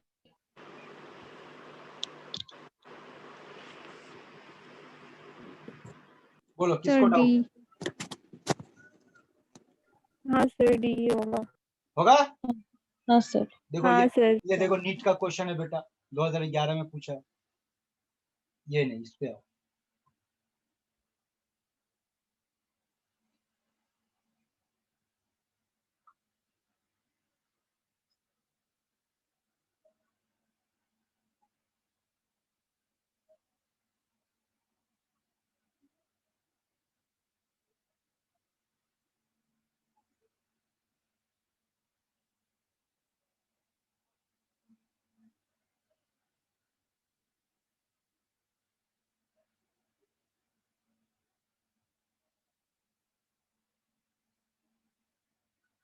सर डी होगा क्या? बेटा सवाल तेरे से हम पूछे तो उल्टा मेरे से पूछ रही, होगा क्या? Option C. Sir option C. Option C. Option C होगा। देखो ना यहाँ क्या हो रहा है, अगर आप थोड़ा सा लैंग्वेज पे ध्यान दो तो x जो है x2 प्लस में कन्वर्ट हुआ, तो बोल x का ऑक्सीडेशन हुआ या रिडक्शन हुआ? ऑक्सीडेशन। है ना? अगर x का ऑक्सीडेशन हुआ तो एजेंट कौन सा बन गया बेटा, उसका पावर का नाम बताओ। Reducing power. रिड्यूसिंग पावर है ना, इसका मतलब Y जो होगा वो ऑक्सीडाइजिंग पावर शो करेगा। ठीक, और रिड्यूसिंग पावर के लिए SRP क्या होना चाहिए बेटा? नेगेटिव। नेगेटिव होना, जिसका मतलब कम होना चाहिए, है ना। सोचो तो सबसे कम किसका दिख रहा है? Zn माइनस है Zn का है सबसे कम। Zn का ये माइनस है, देखो ये माइनस यहाँ पे आ गया, ये माइनस है, माइनस 0.76।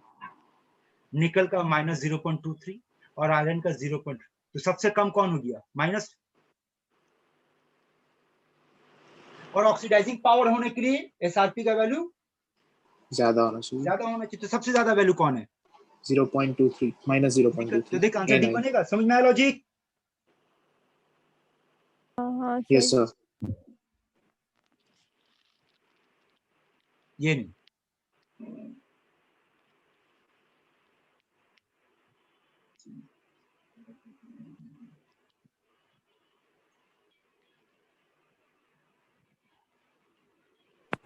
ए। सर ए। अरे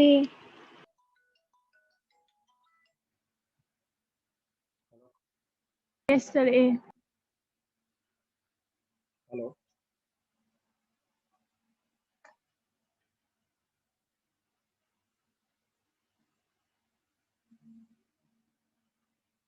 बोल बेटा, किसी को कोई डाउट है?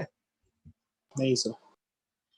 जो लोग नहीं समझा, देखना बेटा क्या बोला है। +2 से +3 का ऑक्सीडेशन करना है। तो अगर ऑक्सीडेशन करना तो पावर क्या चाहिए बेटा? Reducing power. और सबसे इजीएस्ट ऑक्सीडेशन माने सबसे स्ट्रॉन्ग रिड्यूसिंग पावर चाहिए। तो स्ट्रॉन्ग रिड्यूसिंग पावर हाँ, किसका ज्यादा होगा? जिसका नेगेटिव SRP। जिसका और इस पूरे में नेगेटिव बेटा एक ही का नेगेटिव SRP, नेगेटिव। सबका तो पॉजिटिव हाँ। दिया हुआ है। जी सर।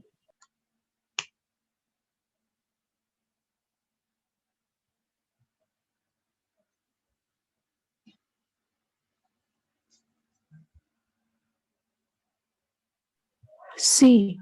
सर सी।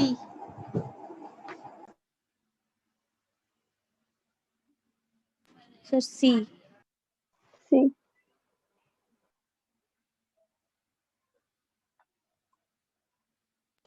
डी होगा सर, माइनस होगा हाँ रिड्यूस सर, रिडक्शन। सबसे माइनस पहले ये ज्यादा देखो रे होता है। ढक्कन लोग, यस क्वेश्चन में क्या दिया पढ़ उसको। डी। SOP दिया है। और सुन ले बेटा दिमाग, ये गलती आप करोगे, बी केयरफुल, आपको इस तरह का धोखा देगा। इसीलिए फिर से याद दिला रहा है आयुपिक का पहला रूल, कोई भी प्रॉब्लम सॉल्व करने बैठो, अगर क्वेश्चन पे पोटेंशियल दिया तो चेक करो कि वो SRP की SOP है। अगर SOP है तो उसको SRP में कन्वर्ट करो। तो -0.76, -0.44, -0.34, सॉरी प्लस एंड +0.80, यही होगा। आप सॉल्व करो। Which of the following most easily reduced? तो जो सबसे इजीली रिड्यूस्ड होगा तो पावर क्या होगा उसका? बोल। Oxidising power. किसका ऑक्सीडाइजिंग पावर ज्यादा होगा? जिसका पॉजिटिव SRP ज्यादा होगा। ज्यादा होगा। है यस समझ में? तो बेटा देख, दो तीन नियम तेरे को अभी कॉपी में नोट करवाए, उसी पे सारा का सारा खेल चलेगा। अगला क्वेश्चन ट्राई कर।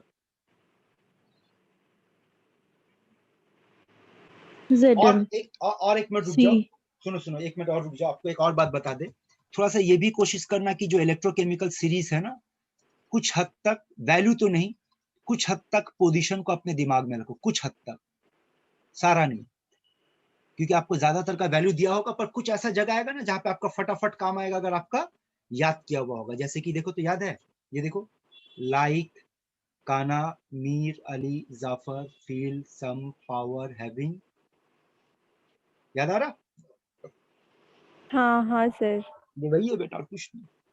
जी सर। ठीक है, तो इसको याद रखना है। ठीक है, आइए आप क्वेश्चन पे आते हैं आप लोगों के लिए।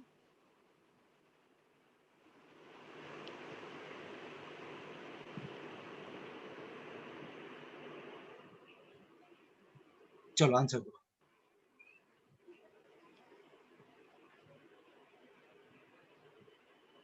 सी।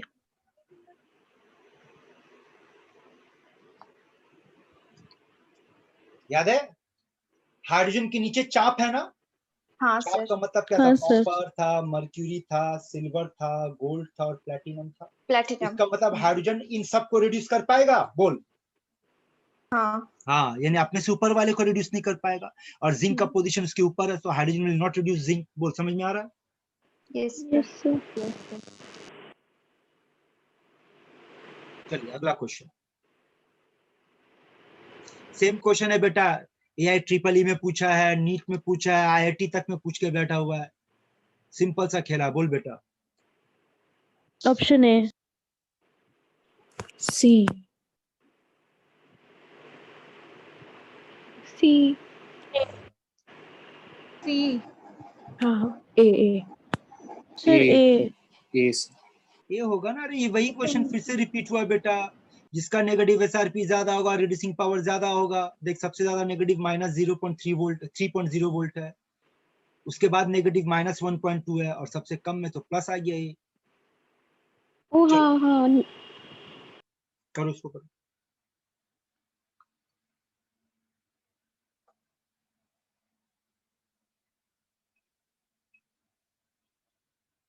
A. Option A. A. A. Yes sir A yes sir option A A होगा A. A sir.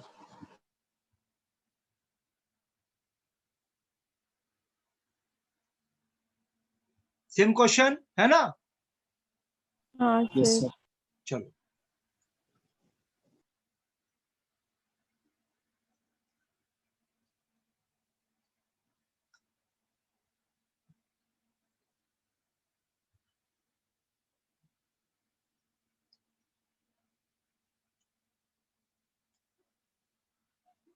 B.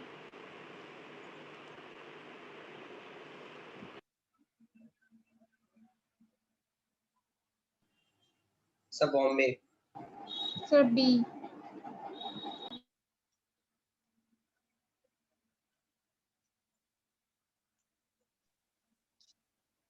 So B. B. चलो देखते हैं। अच्छा, यहाँ तो वैल्यू नहीं दिया है ना किसी का, बस बोल दिया बड़ा कौन है छोटा कौन, यही है ना? अच्छा, हमारा जो इलेक्ट्रोकेमिकल सीरीज का कंस्ट्रक्शन है उसमें SRP ऊपर कम रखा गया या ज्यादा रखा गया? कम कम SRP कम कम। रखा इसका गया उस हिसाब से इसका मतलब ऐसे इलेक्ट्रोकेमिकल सीरीज में X ऊपर होगा, उसके नीचे Y होगा, उसके नीचे Z होगा। A होगा ना sir. yes Option. यही होगा ना? अब Yes sir. बता, Y क्या कर सकता है X को और Z को? जेड को रिड्यूस Z को reduce और X को Z को oxidize. reduce. ऑक्सीडाइज अब इस लैंग्वेज को मिला ले अपने ऑप्शन में, option A So option A होगा sir. ऑप्शन ए होगा। तो देख बेटा, ये क्वेश्चन कैसे सॉल्व हुआ? पोजीशन के बेसिस पे सॉल्व किया, ऊपर वाला नीचे वाला जो लैंग्वेज सिखाए। और ये वाला क्वेश्चन कैसे सॉल्व हुआ बेटा? वैल्यू के बेसिस पे। तो दोनों लैंग्वेज पकड़ा दिए, कुछ क्वेश्चन वैल्यू से सॉल्व करेंगे, कुछ पोजीशन से सॉल्व करेंगे। बोल, समझ में आया यहाँ तक की बात? हाँ Yes sir sir.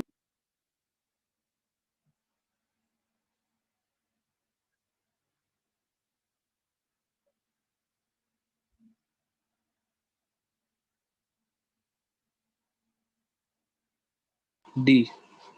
D. sir option B Delhi रे पागल, D, बॉम्बे D. कैसे होगा? लिथियम सबसे स्ट्रॉन्गेस्ट रिड्यूसिंग एजेंट है ना? यहाँ पे तेरे पूछा स्ट्रॉन्ग ऑक्सीडाइजिंग एजेंट, तो ऑक्सीडाइजिंग एजेंट का मतलब हाई नेगेटिव SRP चाहिए कि लो नेगेटिव SRP चाहिए?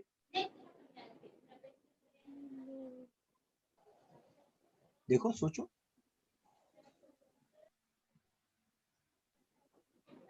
लो नेगेटिव SRP। No.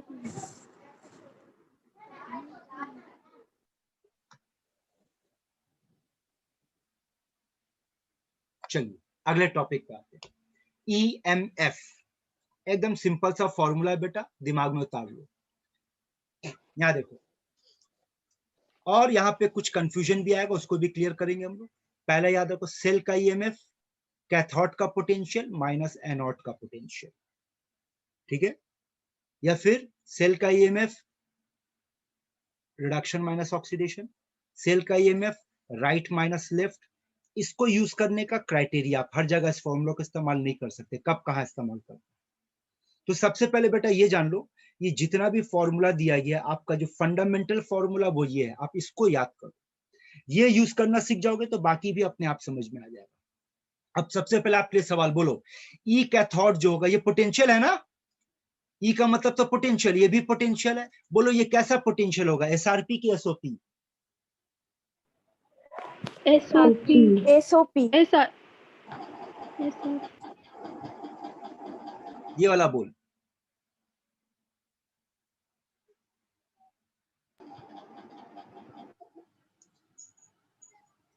बोल बेटा, ये एसआरपी होगा कि एसओपी होगा? SRP एसआरपी होगा। कैसे? अच्छा चलो छोड़ो उसको, इस पे आप बोलो ये क्या होना चाहिए, एसआरपी की एसओपी? SRP ये वाला बेटा SRP SRP इसका मतलब हर कोई एसआरपी के फॉर्म में होगा। देखो यहाँ लैंग्वेज तो आपको कंफ्यूज कर सकता है, उसको थोड़ा सा ध्यान दो। फिर से सुनो, बोलो ई किसका सिंबल है, ये किसका सिंबल है? पोटेंशियल इलेक्ट्रोड पोटेंशियल है ना, इलेक्ट्रोड पोटेंशियल, पोटेंशियल का सिंबल है। किस इलेक्ट्रोड का पोटेंशियल का सिंबल है ये? कैथोड कैथोड ठीक है, इसका मतलब ये पोटेंशियल एनोड का।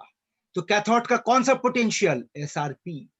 एनोड का कौन सा पोटेंशियल? एसआरपी। अब इसका लैंग्वेज सुनो, पोटेंशियल है किसका पोटेंशियल? इलेक्ट्रोड का। कौन सा इलेक्ट्रोड का? उस इलेक्ट्रोड का जिसपे रिडक्शन होगा। तो भाई रिडक्शन किस पे होगा? कैथोड पे होगा। तो ये कैथोड का एसआरपी लेना। ये भी पोटेंशियल है, हमेशा याद रखना पोटेंशियल इलेक्ट्रोड का होता है। तो ये पोटेंशियल है किसका? पोटेंशियल इलेक्ट्रोड का पोटेंशियल। कौन सा इलेक्ट्रोड का पोटेंशियल? वो इलेक्ट्रोड जिसपे ऑक्सीडेशन होगा। तो ऑक्सीडेशन किस पे होता है भाई? एनोड पे होता है, उसका एसआरपी लेंगे। ये भी पोटेंशियल है, किसका पोटेंशियल? इलेक्ट्रोड का पोटेंशियल। कौन सा इलेक्ट्रोड का पोटेंशियल? वो जो राइट साइड में बैठा हो। तो राइट साइड में कौन बैठा होता है? कैथोड बैठा होता है। ये भी पोटेंशियल है, इलेक्ट्रोड का पोटेंशियल है किसका? जो लेफ्ट में बैठा हो। बात समझ में आ रहा है लैंग्वेज? यानी हर हाल में आपको इलेक्ट्रोड का पोटेंशियल देखना। कौन सा इलेक्ट्रोड? Cathode minus anode. बोल बात समझ में आ रहा? यस सर हमने जब प्रॉब्लम बनाएंगे तो देखेंगे। और ये सुन ले, ये क्या है? ई सेल का एक और फॉर्मूला जो बोले condition apply, high reduction potential minus low reduction potential. ये फॉर्मूला तब इस्तेमाल करना जब आपके क्वेश्चन पे ऐसा कुछ ना हो, डेल्टा जी ना हो या स्पॉन्टिनिटी का बात नहीं कर रहे तब। लेकिन अगर डेल्टा जी या स्पॉन्टिनिटी का बात आ जाए बेटा, तब इस फॉर्मूला का इस्तेमाल मत करना। और ये प्रॉब्लम बनाते बनाते आप सीख जाओगे कहाँ इस्तेमाल करना कहाँ नहीं। और ये देखो आखिरी वाले, ये भी सेम है, देख तो ये और ये सेम है कि नहीं, चेक कर। यस स्टैंडर्ड में आ गया। और ये क्या बोला? Standard E degree cell must be positive. तो पॉजिटिव तब होगा ना जब हाई माइनस लो करेंगे। यस और पॉजिटिव होने का मतलब याद रखना वो हमेशा स्पॉन्टेनियस होता है बेटा। ठीक है, आइए जो कुछ पढ़ा है बस एक फॉर्मूला दिमाग में बैठा ले, कैथोड माइनस एनोड, और कुछ नहीं। आइए, अरे पीएमटी 2010 में ये क्वेश्चन पूछा था, एसआरपी और एसओपी का खेला। इसमें ना आंसर टाइम ले और बना पेन पेपर लेकर के सोच समझ के जवाब दे बेटा।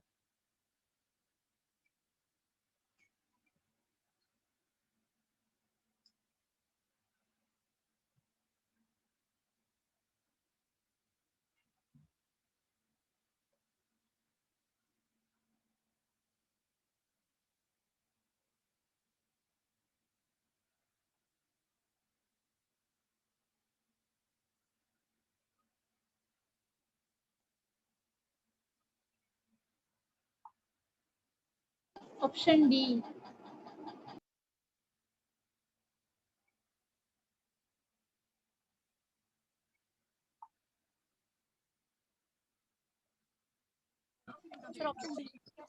जल्दी सर ऑप्शन डी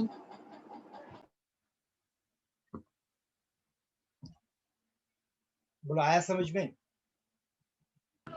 सर बताइए ना इसको। तो चलो बताते। सबसे पहले अब बताओ हमारा जो नॉर्मल फॉर्मूला वो क्या है बेटा? वो ई तो यही है ना, cathode E is equals to cathode minus anode और जो भी वैल्यू होगा वो क्या होगा? एसआरपी ना एसओपी? दोनों के लिए एसआरपी। एसआरपी। अब सोच, फर्स्ट ऑप्शन के साथ कंपेयर करते हैं, है ना। फर्स्ट ऑप्शन में क्या बोला? Oxidation potential of anode. तो चलो अगर एनोड का ऑक्सीडेशन पोटेंशियल लेंगे तो बोल इसका साइन चेंज करेंगे। और इसका मतलब क्या है बेटा, ये एसआरपी में दिया हुआ है ना, हाँ और ये भी एसआरपी में दिया हुआ। बोलो इसको एसओपी में ले जाना है, तो एसओपी में ले जाने के लिए क्या करेंगे, साइन चेंज करेंगे। ये सब साइन प्लस चेंज करने का मतलब बोल प्लस हो जाएगा, तो प्लस होने का Yes, मतलब sir. क्या होगा, ई ए नॉट प्लस में, याद रखना, ठीक है। हम्म, अच्छा, अब बोला रिडक्शन पोटेंशियल ऑफ कैथोड, तो बोल इसको चेंज करना है या नहीं चेंज करना है, नहीं चेंज नहीं नहीं चेंज होगा करना है। तो नहीं इसका साइन क्या होगा, प्लस या माइनस, प्लस प्लस। तो ये हो जाएगा, ये एसओपी हो गया, और ये हो गया ई ऑफ कैथोड एसआरपी के टर्म में। तो ये तो प्लस आ गया बेटा, साइन क्या बोल दिया यहाँ, वही ये तो इसका मतलब ये नहीं होगा, माइनस ठीक है। चलो सेकंड को मिलाते हैं, ऑक्सीडेशन पोटेंशियल ऑफ एनोड, तो एनोड का अगर एसओपी करेंगे तो प्लस हो जाएगा, एसओपी में ले लिए। और क्या बोला, रिडक्शन पोटेंशियल ऑफ कैथोड, तो यही तो आ गया जो ऊपर हम लोग बनाए थे, देख तो इसका मतलब ठीक है ना। यस थर्ड सर ऑप्शन में सोचो, reduction potential of anode plus reduction potential of cathode, दोनों एसआरपी बोला है, तो बोल दोनों एसआरपी होगा तो क्या होगा, कैथोड माइनस एनोड, पर यहाँ बोला एनोड प्लस कैथोड, पॉसिबल है, नहीं सर नहीं है, तो इसका मतलब ये गलत है। ये भी गलत, 4 अब वाला देखो सही है। ऑक्सीडेशन पोटेंशियल ऑफ एनोड, तो एनोड का एसओपी बात करेंगे तो वो प्लस में आ जाएगा, प्लस है ना। और बोला Yes. Oxidation potential of cathode, तो ये माइनस में आ जाएगा, तो माइनस देखिए ठीक में है, माइनस यस दो सर और चार, ठीक है, समझ में आ रहा है। यस सर इसीलिए बार बार कह रहे बेटा ध्यान रखना है क्वेश्चन पे, एसआरपी और एसओपी बाय डिफॉल्ट हमेशा क्या यूज करने वाले बेटा हम लोग, एसआरपी सॉल्व करो, 2-2 सेकंड में सॉल्व होगा बेटा, फटाफट सॉल्व होगा, पढ़ो और सॉल्व करो।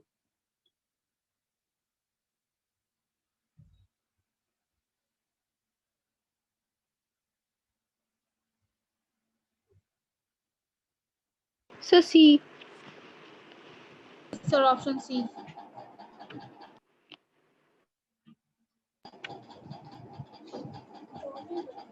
किसी को कोई yes doubt, sir option 3 solve करके बाबू, सॉल्व करके दिखाना पड़ता है, हाँ समझे बाबू नटकी सॉल्व समझे। करके दिखाना पड़ता है बाबू, पर बाबू मेरा सुन ले बाबू, चल मेरा सवाल का जवाब दे बेटा, बोल आप कैसे डिसाइड किए कि इसमें कौन कैथोड है कौन एनोड है, यहाँ तो सेल के बारे में कोई इन्फॉर्मेशन दिया ही नहीं है।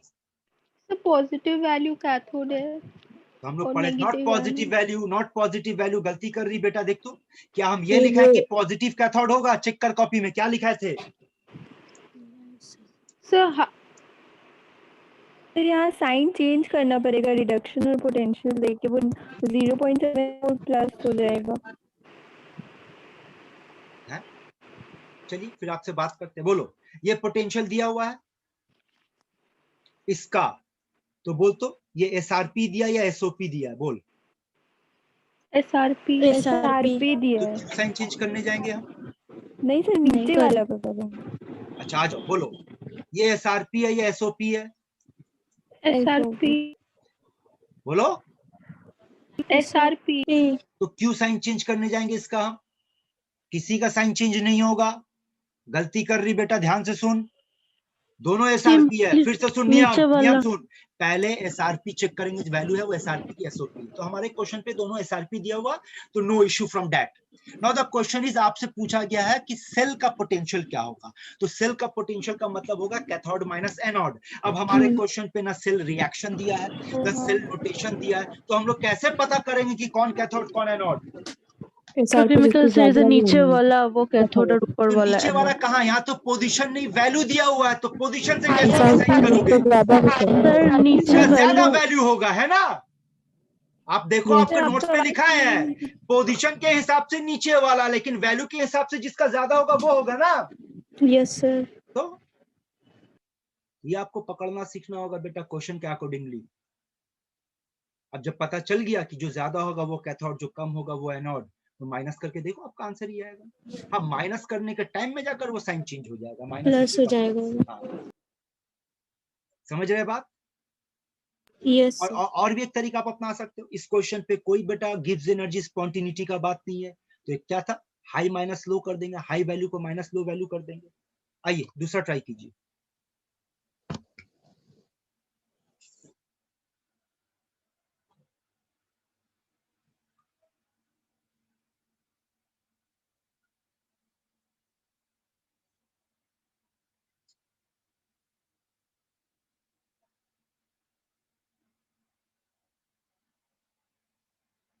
Sir C.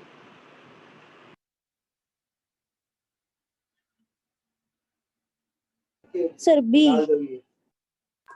Yes sir sir B. Option B. Sir B होगा।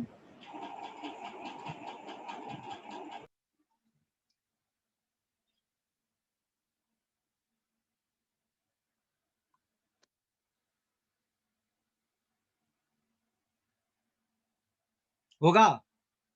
बोलो। हाँ, ये वैल्यू यस एसआर, सर। पहले ये डिसाइड करो जो गिवन वैल्यू है एसआरपी है एसओपी है। एसआरपी। एसआरपी एसआरपी है।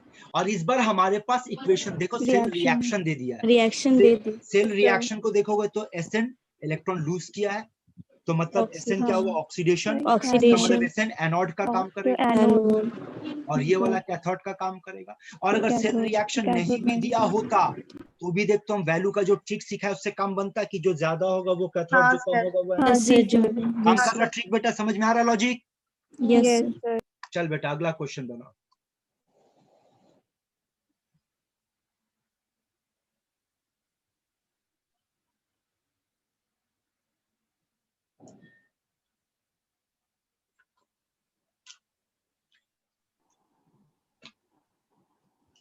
Sir Option B. B. Bombay. Yes sir B. होगा बॉम्बे? Yes sir. अच्छा बताओ इस बार एसआरपी दिया कि एसओपी? एसओपी। एसओपी यानी हमारा पहला काम होगा इसको माइनस कर देना, इसको माइनस कर देना। चेंज कर दिए बेटा। अब आपके पास दो दो तरीका डिसाइड करने का, कौन कैथोड है कौन एनोड है। आपके पास सेल रिएक्शन दिया है तो आप सेल रिएक्शन से भी बना सकते हो और आप वैल्यू से भी कर सकते हो।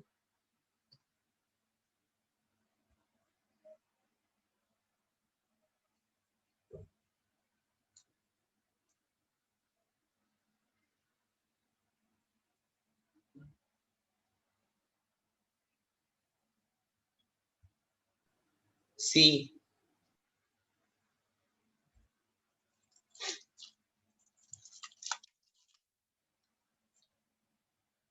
Yes sir C. Yes sir option C. Sir A होगा।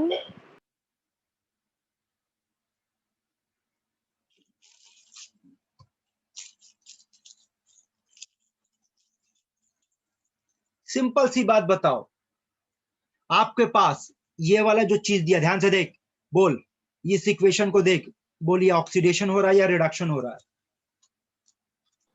ऑक्सीडेशन।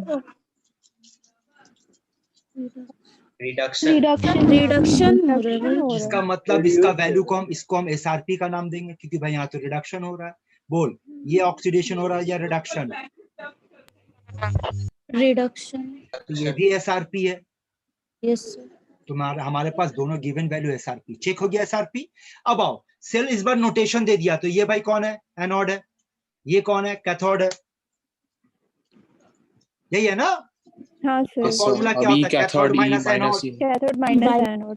आपको तो ये नहीं Yes, sir. सिखाया गया कि नंबर ऑफ इलेक्ट्रॉन से मल्टीप्लाई करना है। अब तक का किसी भी प्रॉब्लम हम लोग किया ऐसा कुछ? आंसर सिंपल है। No. अब समझ में आ रहा है आंसर? y माइनस एक्स समझ आ रहा है? जी sir.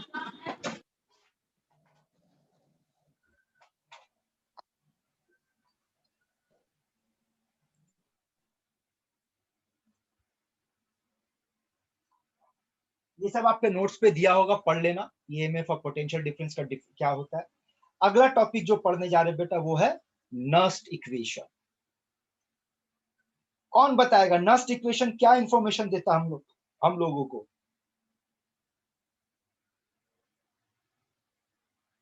E naught of a cell. Relation between E and E not. Yes, दोनों का रिलेशन देता है नस्ट इक्वेशन। ठीक है।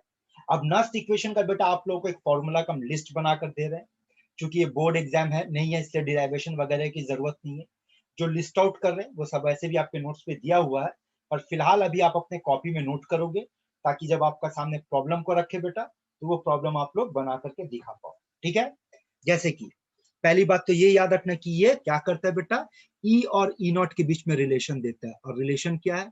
E is equals to E naught minus R T by NF ln 1 by Mn plus this। और याद रखना यहाँ पे जो भी ये रिलेशन है ये एक इलेक्ट्रोड के लिए आप इस्तेमाल करोगे, वन इलेक्ट्रोड। तो वन इलेक्ट्रोड का मतलब क्या होगा? It could be either cathode और it can be either anode. लेकिन अगर दोनों इलेक्ट्रोड की बात करें, अच्छा वैसे वन इलेक्ट्रोड का और एक बात कर ले, इसी को हम लोग ऐसे इस्तेमाल, वैसे इक्वेशन तो ये होता है बेटा, पर हम लोग प्रॉब्लम को बनाते वक्त इसका नहीं बल्कि इसका इस्तेमाल करते हैं, -0.059 by n log 1 by concentration of Mn plus ion, metal का आयन का कंसंट्रेशन। ये तब इस्तेमाल कीजिएगा बेटा जब आपके क्वेश्चन पे एक इलेक्ट्रोड होगा। एक इलेक्ट्रोड का मतलब या तो कैथोड होगा या एनोड होगा। लेकिन अगर दोनों इलेक्ट्रोड हो जाए, एक कैथोड एक एनोड दोनों, तब वो सेल बन जाएगा। और तब ऐसे मामले में आपका फॉर्मूला होगा E cell is equals to E not cell minus 0.059 by n log, क्या इस्तेमाल करेंगे बोलो, जवाब दो। Equilibrium constant. Q, what is Q? या बोल, पढ़ा चुके बेटा, reaction quotient. Reaction quotient. Reaction quotient, ठीक है। तो ये बेटा तेरा 1 नंबर फॉर्मूला हुआ, ये 2 नंबर फॉर्मूला हुआ। अब इसी से 3 नंबर फॉर्मूला निकालेंगे। बोल, इक्विलिब्रियम पे Q क्या बन जाता है? K। और एक चीज याद रखना, इक्विलिब्रियम कंडीशन पे ई सेल का वैल्यू 0 पाया गया। अगर इसको प्लॉट करोगे तो तीसरा फॉर्मूला आपका तैयार हो रहा है, E not cell is equals to 0.059 by n log k। ये 3 फॉर्मूला उतारते बेटा, 1 2 3 जो नंबर दिए, बाकी नहीं भी उतारोगे चलेगा, सब आपके नोट्स पेपर, ये 3 को उतारो।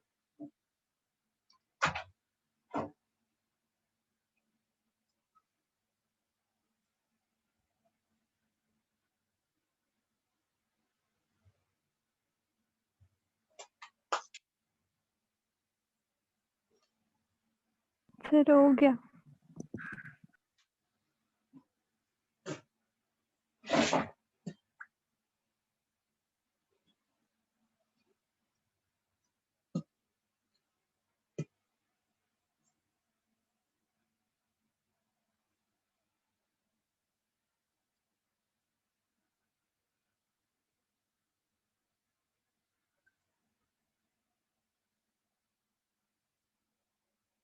हो गया? जी सर। Yes sir. अच्छा, इसके आगे कुछ और पॉइंट पे बात कर रहे, सुन लो। अभी जो फॉर्मूला पढ़े बेटा हम लोग, E degree cell is equals to 0.059 by n log k। इसको समझो, यहां से आप 3 कंडीशन क्रिएट कर सकते हो। देखो 3 कंडीशन, अगर k का वैल्यू 1 हुआ, k का वैल्यू 1 से ज्यादा हुआ, k का वैल्यू 1 से कम हुआ, तो बोल अगर k का वैल्यू 1 हुआ तो ई डिग्री सेल का वैल्यू क्या होगा बेटा? 0 हो जाएगा। और अगर k का वैल्यू 1 से ज्यादा हुआ तो ई डिग्री सेल का वैल्यू 0 से ज्यादा होगा, और अगर कम हुआ तो बेटा 0 से कम। ठीक है। अच्छा देखो, तो ये फॉर्मूला हम लोग पढ़े थे, delta G degree is equals to minus N F E degree cell. Yes sir. हाँ सर। पढ़े ना बेटा? अब यहां से भी 3 कंडीशन अराइज करो। तो अगर ई डिग्री सेल 0 हुआ, दूसरा ई डिग्री सेल 0 से ज्यादा हुआ, यहां ले लो, तीसरा ई डिग्री सेल 0 से कम हुआ, तो बोलो डेल्टा जी डिग्री क्या आएगा? 0। यहाँ पर डेल्टा जी डिग्री क्या आएगा? Less than 0। और यहाँ डेल्टा जी डिग्री क्या आएगा? Greater than. यानी कि स्पॉन्टेनियस ये हो गया बेटा, और ये नॉन स्पॉन्टेनियस हो गया। यानी क्या, एक सेल को स्पॉन्टेनियस होने के लिए उसका ईएमएफ क्या चाहिए बेटा? पॉजिटिव चाहिए। पॉजिटिव। तो बात समझ में आ रहा? हाँ। और एक सेल को नॉन स्पॉन्टेनियस होने के लिए क्या चाहिए? नेगेटिव। अब अगर सबको रिलेट कर दे, देख तो इसको ऐसे रिलेट कर सकते हैं। पहला वाला कंडीशन ये तभी पॉसिबल जब k 1 होगा, ये तब पॉसिबल जब k ग्रेटर देन 1 होगा, ये तब पॉसिबल जब k लेस देन 1 होगा। ठीक है, यानी कि एक सेल को स्पॉन्टेनियस होने के लिए इक्विलिब्रियम कांस्टेंट 1 से ज्यादा होना चाहिए, that is EMF of cell 0 से ज्यादा होना चाहिए, तभी डेल्टा जी 0 से कम आएगा। बोलो क्लियर है? Yes, sir. ठीक है, तो 3 फॉर्मूला के बाद बेटा ये सब छोड़ दो, सब नोट्स पे मिलेगा। 4 नंबर बस खाली इसको उतार लो। 3 उतारे बेटा, चौथा उतार लो, बाकी सब कंडीशन आपको नोट्स पे मिल जाएगा। आइए, ये सब पढ़ चुके बेटा, अब डायरेक्ट क्वेश्चन पे आते, सॉल्व करो उसको।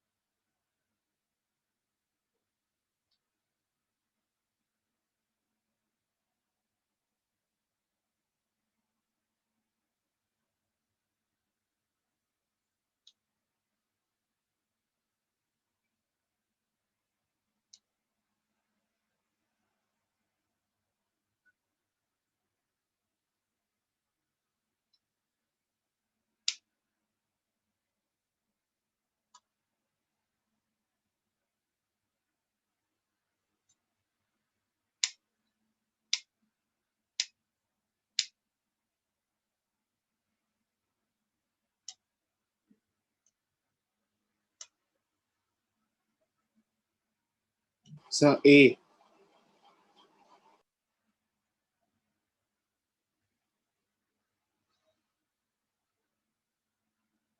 चलो, ये सम्स बेटा आपको बना करके दिखाते हैं।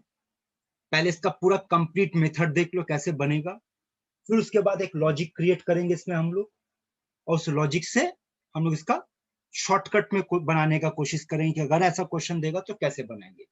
फिलहाल कुछ पार्ट मेंटल कैलकुलेशन से करेंगे, कुछ लिख करके करेंगे। E cell is equals to E degree cell minus 0.059 by n log q। सबसे पहले ई डिग्री सेल हम लोग मेंटल कैलकुलेशन से निकालते हैं। बोलो, क्वेश्चन के मुताबिक कौन कैथोड कौन एनोड? 0.42 cathode. फिर क्रोमियम कैथोड, मेटल होगा ना? फिर क्रोमियम कैथोड, क्रोमियम नहीं क्रोमियम एनोड, Chromium anode है। हाँ, और आयरन कैथोड होगा। क्रोमियम तो एनोड, आयरन माइनस क्रोमियम का बोल कितना आ रहा? 0.30। ये मेंटल कैलकुलेशन से निकल गया। ठीक है, अच्छा देखो, तब हम सेल रिएक्शन लिखने जा रहे हैं, फॉलो करना। Cr minus 3 electron gives Cr3 plus and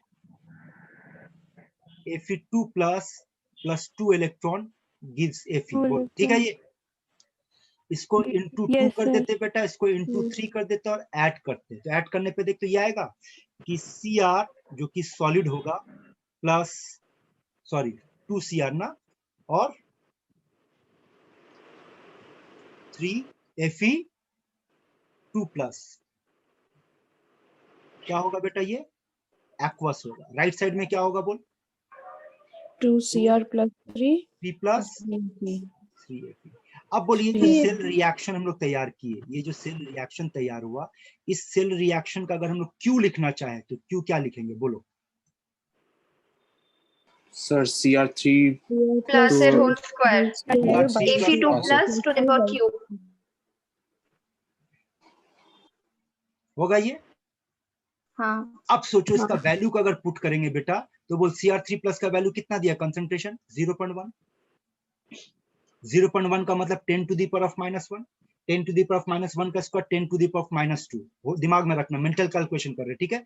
और Fe2 प्लस का कितना है बेटा? 10 to the power of -2, उसका cube 10 to the power of -6। तो बोल कितना आएगा? ऊपर 10 to the power of -2, नीचे 10 to the power of -6, कितना आएगा? 10 to the power 4।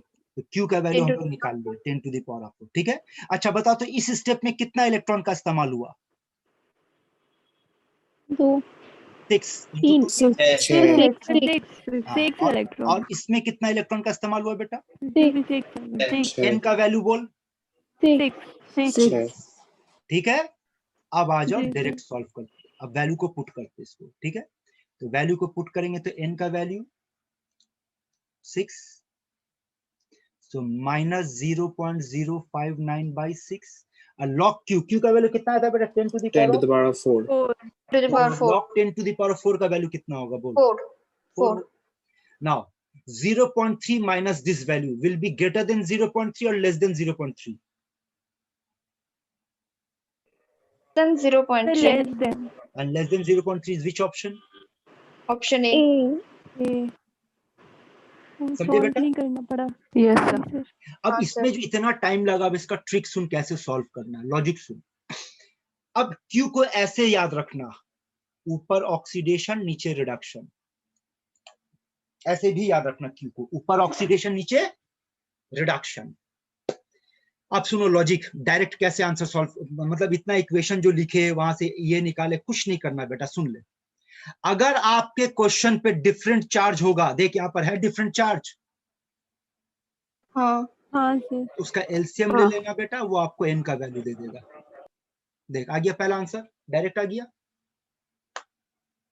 हाँ लेकिन अगर Yes, सेम sir. चार्ज होता, सोचो तो अगर यहाँ पे Cu2 प्लस Cu होता तो n का वैल्यू कितना होता? 2. 2 होता। तो सेम चार्ज होगा तो कोई दिक्कत नहीं है, और डिफरेंट होगा अब तो भी दिक्कत नहीं, एलसीएम ले लेंगे। बोल यहाँ तक का बात समझ में आया? Yes sir. अब Yes. दूसरा Yes, नियम, sir. अब आगे सुनो, डायरेक्ट क्यू कैसे निकालेंगे बिना इक्वेशन लिखे। तो क्या ट्रिक बताए बेटा?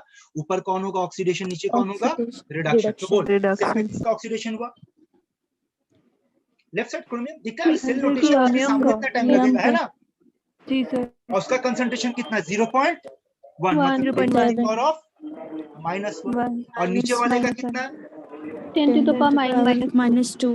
10 to the power of -2। अब सुन, इसका चार्ज कितना है बेटा ऑक्सीडेशन वाले का? 3. वो रिडक्शन का पावर बना देना, और जो रिडक्शन का चार्ज है उसका पावर बना देना। बोल समझ में आया? डायरेक्ट कैसे करेंगे? Yes sir. क्लियर है? अब इसको सॉल्व करके देखो, यहाँ से भी 10 to the power of 4 आएगा। सर ये वाला एक बार फिर बोलिए ना। बोले कि ऊपर ऑक्सीडेशन का कंसंट्रेशन पुट करेगा, नीचे रिडक्शन का। बोल पुट हुआ कि नीचे कर?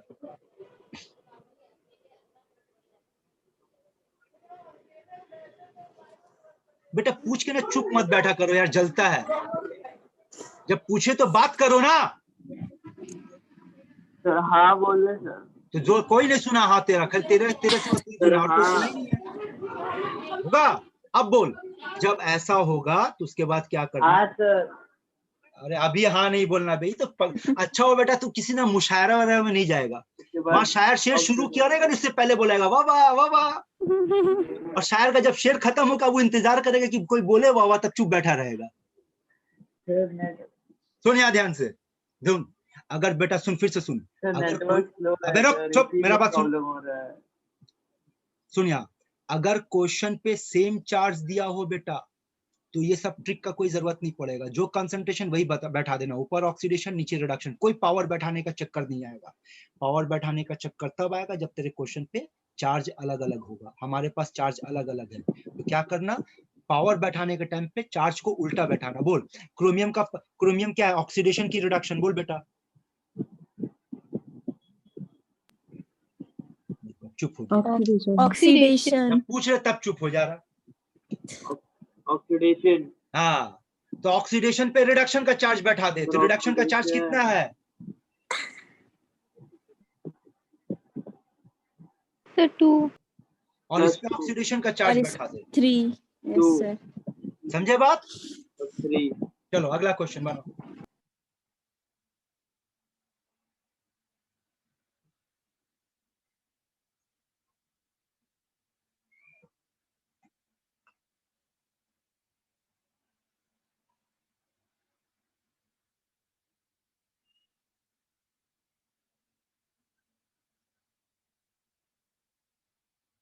Sir A होगा।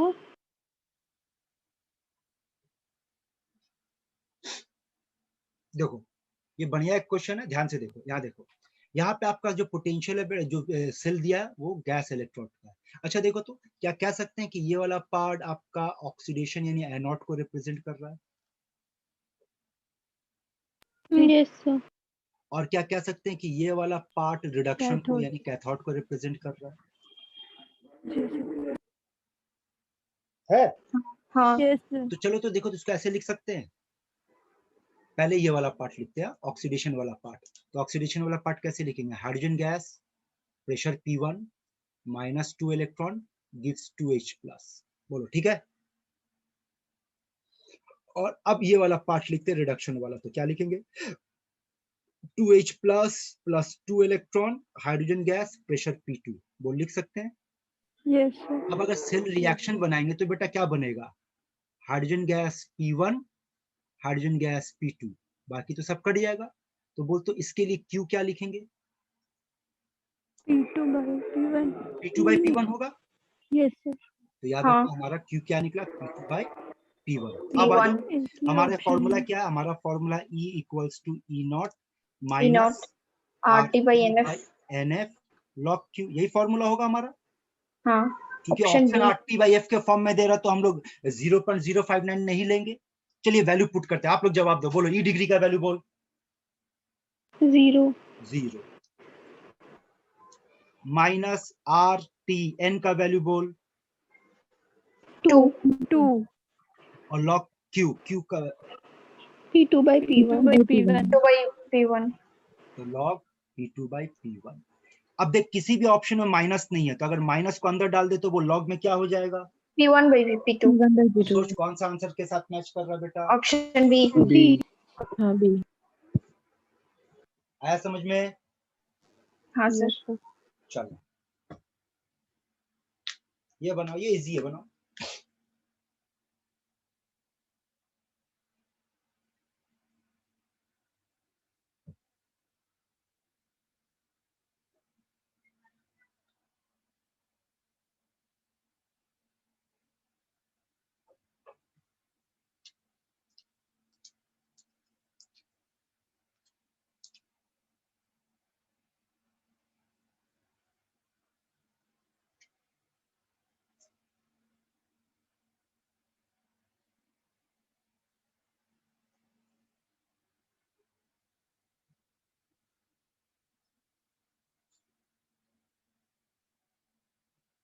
So C.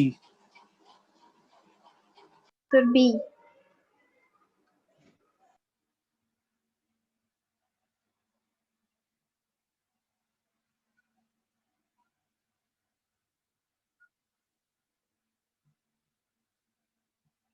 Sir option C.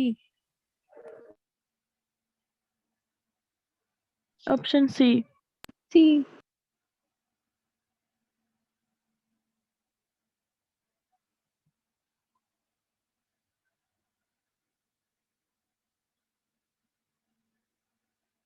कोई डाउट, ये सब आप लोगों को पढ़ा दिए बेटा। चलिए आंसर दीजिए।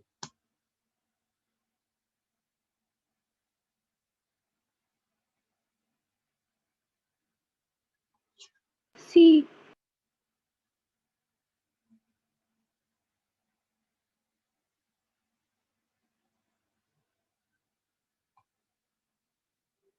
क्या पूछा है, ए ए। A होगा सर। Sir option A. आपसे पूछा कि अगर E डिग्री का सेल का वैल्यू नेगेटिव होगा, तो नेगेटिव होने का मतलब स्पॉन्टेनियस हो गया या नॉन स्पॉन्टेनियस हो गया, नॉन स्पॉन्टेनियस। नॉन स्पॉन्टेनियस के क्राइटेरिया क्या पढ़े थे बेटा अभी हम लोग, सर ए होगा। होगा। Yes sir. Yes sir. Yes sir A. चलो इसको सॉल्व करो।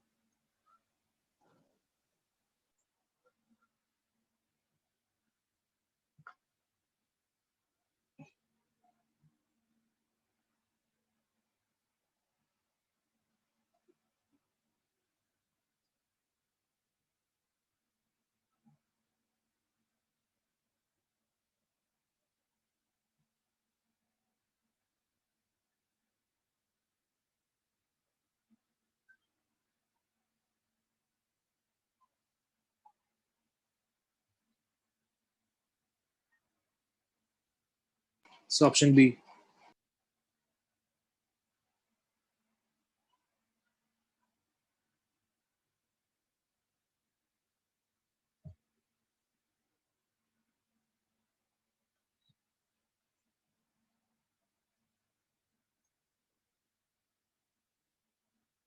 B. देखो क्या मांगा है बेटा, आपसे मांगा ratio of Zn2 plus and Cu2 plus, है ना। अब ये बताओ तो Zn2 प्लस का मतलब ऑक्सीडेशन या रिडक्शन? ऑक्सीडेशन। ऑक्सीडेशन। और इसका मतलब Cu2 प्लस का मतलब Reduction. Reduction. Oxidation by reduction का दूसरा नाम बताओ तो? Q. Q, यानी तुमसे Q का वैल्यू मांगा है, हाँ। है ना। और एक्चुअली कहा जाए तो Q नहीं, यहाँ पर K का वैल्यू मांगा है बेटा, जी सर।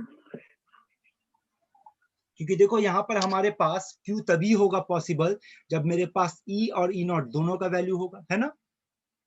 Yes sir. तो आपके क्वेश्चन पे Yes, E0 sir. का वैल्यू दे दिया है, ठीक है। तो इसका मतलब क्या कहेंगे यहाँ पर, देखो तो ये लिख सकते हैं E0 is equals to 0.059 by 2. log K, लिख सकते हैं ऐसे। Yes sir. Yes, sir. उसका मतलब K का Yes, वैल्यू sir. क्या होगा बेटा, K का मतलब होगा 2 into E0 that is 1.10 by 0.059, ये log K का वैल्यू आएगा। इसको सॉल्व करोगे बेटा 37.3 आएगा। तो सोचो तो log K बेस 10 का वैल्यू अगर 37.3 है तो K का वैल्यू क्या होना चाहिए, 10 to the power of 10 to the power 37. 7.3, समझे। Yes. Yes. चलो सिमिलर क्वेश्चन है, ये बनाते रहना, ये भी तो हम लोग पढ़ चुके हैं। अच्छा इस क्वेश्चन को पढ़ो।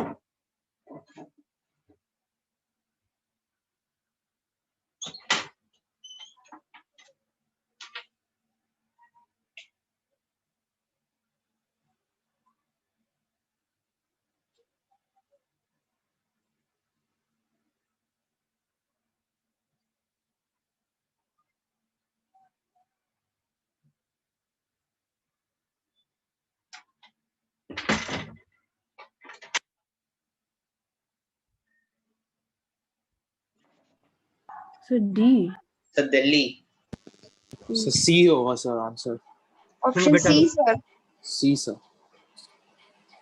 बनाए या डायरेक्ट निकाल दिए? So C. ए, बाकी बेटा और बेटी लोग ध्यान से सुनो, ये एक अलग तरह का प्रॉब्लम है बेटा, और इसको आपको सबसे पहले आइडेंटिफाई करना सीखना होगा। क्वेश्चन को आइडेंटिफाई करना क्या सीखना होगा, और यहाँ से एक बार फिर से चलते बैक और वो सारा प्रॉब्लम को एक बार फिर से देखते हुए आते हैं जो भी हम लोग करते हुए आए। ये देखो, अब जो सवाल पूछेंगे बेटा उसका जवाब देना। बताओ तो इस क्वेश्चन पे आपको जो डेटा दिया गया है वो 2 हाफ सेल का डेटा है क्या? ये एक हाफ सेल है, ये दूसरा Yes. हाफ सेल है। 2 हाफ सेल का Yes. डेटा देकर के क्या मांगा, पूरा सेल का डेटा मांगा ना आपसे। Yes, Yes. sir. इस क्वेश्चन में देखो यहाँ पे भी 2 हाफ सेल दिया है, चेक करो, ये Yes, एक हाफ सेल, ये दूसरा हाफ सेल, Yes. और मांगा किसका, पूरा सेल का मांगा है, पूरा ठीक। इस क्वेश्चन में भी देखो 2 हाफ सेल दिया बेटा, मांगा पूरा सेल का है। इस क्वेश्चन में भी अगर आप देखोगे तो क्या दिया बेटा, 2 हाफ सेल का डेटा है, 1 हाफ सेल अनदर सेल, मांगा पूरा सेल का है। यही चल रहा है ना। तो अब तक जो Yes, sir. प्रॉब्लम हम लोग बनाते हुए हैं वहां पे 2 हाफ सेल के जगह पे दे करके आपसे एक हाफ सेल, 2 हाफ, सॉरी, एक कंप्लीट सेल का डेटा मांगा। अब इसमें पढ़ क्या दिया, क्या मांगा है।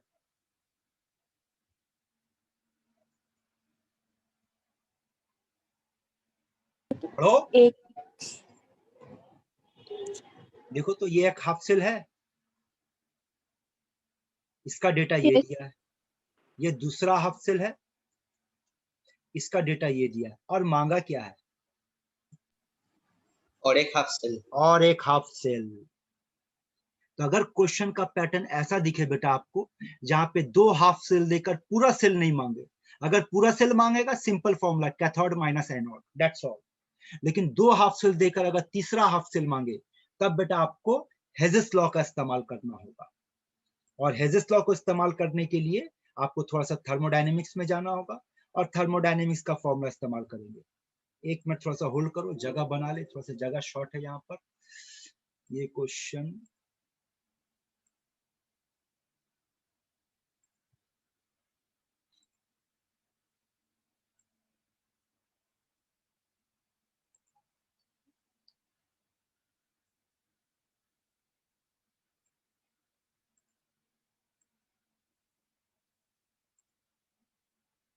यहाँ देखो, ये आपका क्वेश्चन है, सॉरी चलो दूसरा क्वेश्चन यही था ना, हाँ यही था, ठीक है।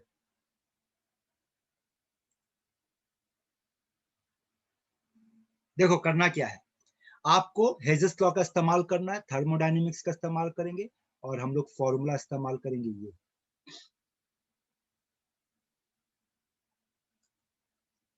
शुरू में एक दो प्रॉब्लम लिख करके बनाना होगा, करते करते प्रैक्टिस हो जाओगे बेटा, तो फिर कुछ मेंटल कैलकुलेशन अब कुछ लिख करके टाइम बचाया जा सकता है। जैसे कि ये देखो, पहला इक्वेशन क्या है, और यहाँ पे भी आप बेटा वही वही चीज इस्तेमाल करो जो आपको हम थर्मोडायनेमिक्स में बात बताए थे, demand and supply. This is your supply, this is another supply and this is the demand. तो पहले सप्लाई को लिखते, देख तो सप्लाई को ऐसे लिख सकते हैं, Cu2 plus electron give Cu plus, और इसका पोटेंशियल कितना दे दिया बेटा, इसका पोटेंशियल दे दिया आपको प्लस 0.15 वोल्ट। अनदर सप्लाई क्या बेटा आपके पास, Cu प्लस इलेक्ट्रॉन Cu, और इसका पोटेंशियल दे दिया आपको प्लस 0.50 वोल्ट। और आपका डिमांड क्या है, देख तो डिमांड समझ में आ रहा है, Cu2 प्लस, पहले देखो डिमांड का इक्वेशन समझ में आया, यस सर, ऐड कर देंगे बस। और ये पूछा गया आपसे, so this is the supply and this is the demand. अब बताओ सप्लाई को क्या करेंगे कि डिमांड बन जाएगा, ऐड। देखो तो समझ आ रहा है, हाँ सर। ठीक है। अब आगे सुनो, यहाँ देखो, अब पहला सप्लाई के लिए हम ये लिख सकते हैं, से फर्स्ट सप्लाई के लिए हम ये लिखते हैं delta G1 degree is equal to minus N का वैल्यू कितना बेटा 1, तो उसके बाद F और E का वैल्यू कितना है 0.15। दूसरे के लिए क्या लिख सकते हैं, डेल्टा G डिग्री 2 माइनस, यहाँ पे भी N का वैल्यू 1, F और E का वैल्यू 0.50। तीसरा जो हमारा डिमांड है उसको डेल्टा G3 कर देते हैं और लिखेंगे माइनस, यहाँ N का वैल्यू 2F एंड से द EMF इज X ले लेते हैं। नो हमारा कंडीशन ये आया कि 1 2 को जोड़ देंगे तो 3 मिलेगा, तो वही काम डेल्टा G के साथ भी करेंगे, delta G degree 1 plus delta G degree 2 is equals to delta G degree 3। अब वैल्यू को पुट करेंगे, तो वैल्यू क्या है, minus F 0.15 plus minus F 0.50 equals to minus 2FX। देख तो ये होगा, यस सर। और यहाँ पे हम लोग कह सकते हैं माइनस माइनस माइनस कट गया, F कट जाएगा। ये तय है बेटा, अगर इस प्रॉब्लम को, इस तरह का प्रॉब्लम को आप बनाने बैठोगे तो पहले से प्लस माइनस जब जैसे वैसे बैठाना, देखना हमेशा माइनस कटेगा और F कटेगा, ये फिक्स्ड है। यानी कि अब हमारे पास क्या बचा, अब हमारे पास बचा कि 0.15 प्लस 0.50 इक्वल्स टू 2x। तो x का वैल्यू क्या होगा, इन दोनों को ऐड करेंगे, तो ऐड करने पे कितना आएगा 0.65/2। तो देखो तो 0.65 का डिवाइड करने पर 0.325 आएगा। जी सर। नियम समझ में आया? यस पेन पेपर उठा बेटा, Yes, बना करके दिखा इसको ना, ये नहीं छोड़ो, ये सिंपल क्वेश्चन, ये इसको बना करके दिखाओ। और देखो ये भी नीट का क्वेश्चन है, और थोड़ी देर पहले जो बनाया बेटा वो भी नीट का ही क्वेश्चन था। चलो बनाओ इसको।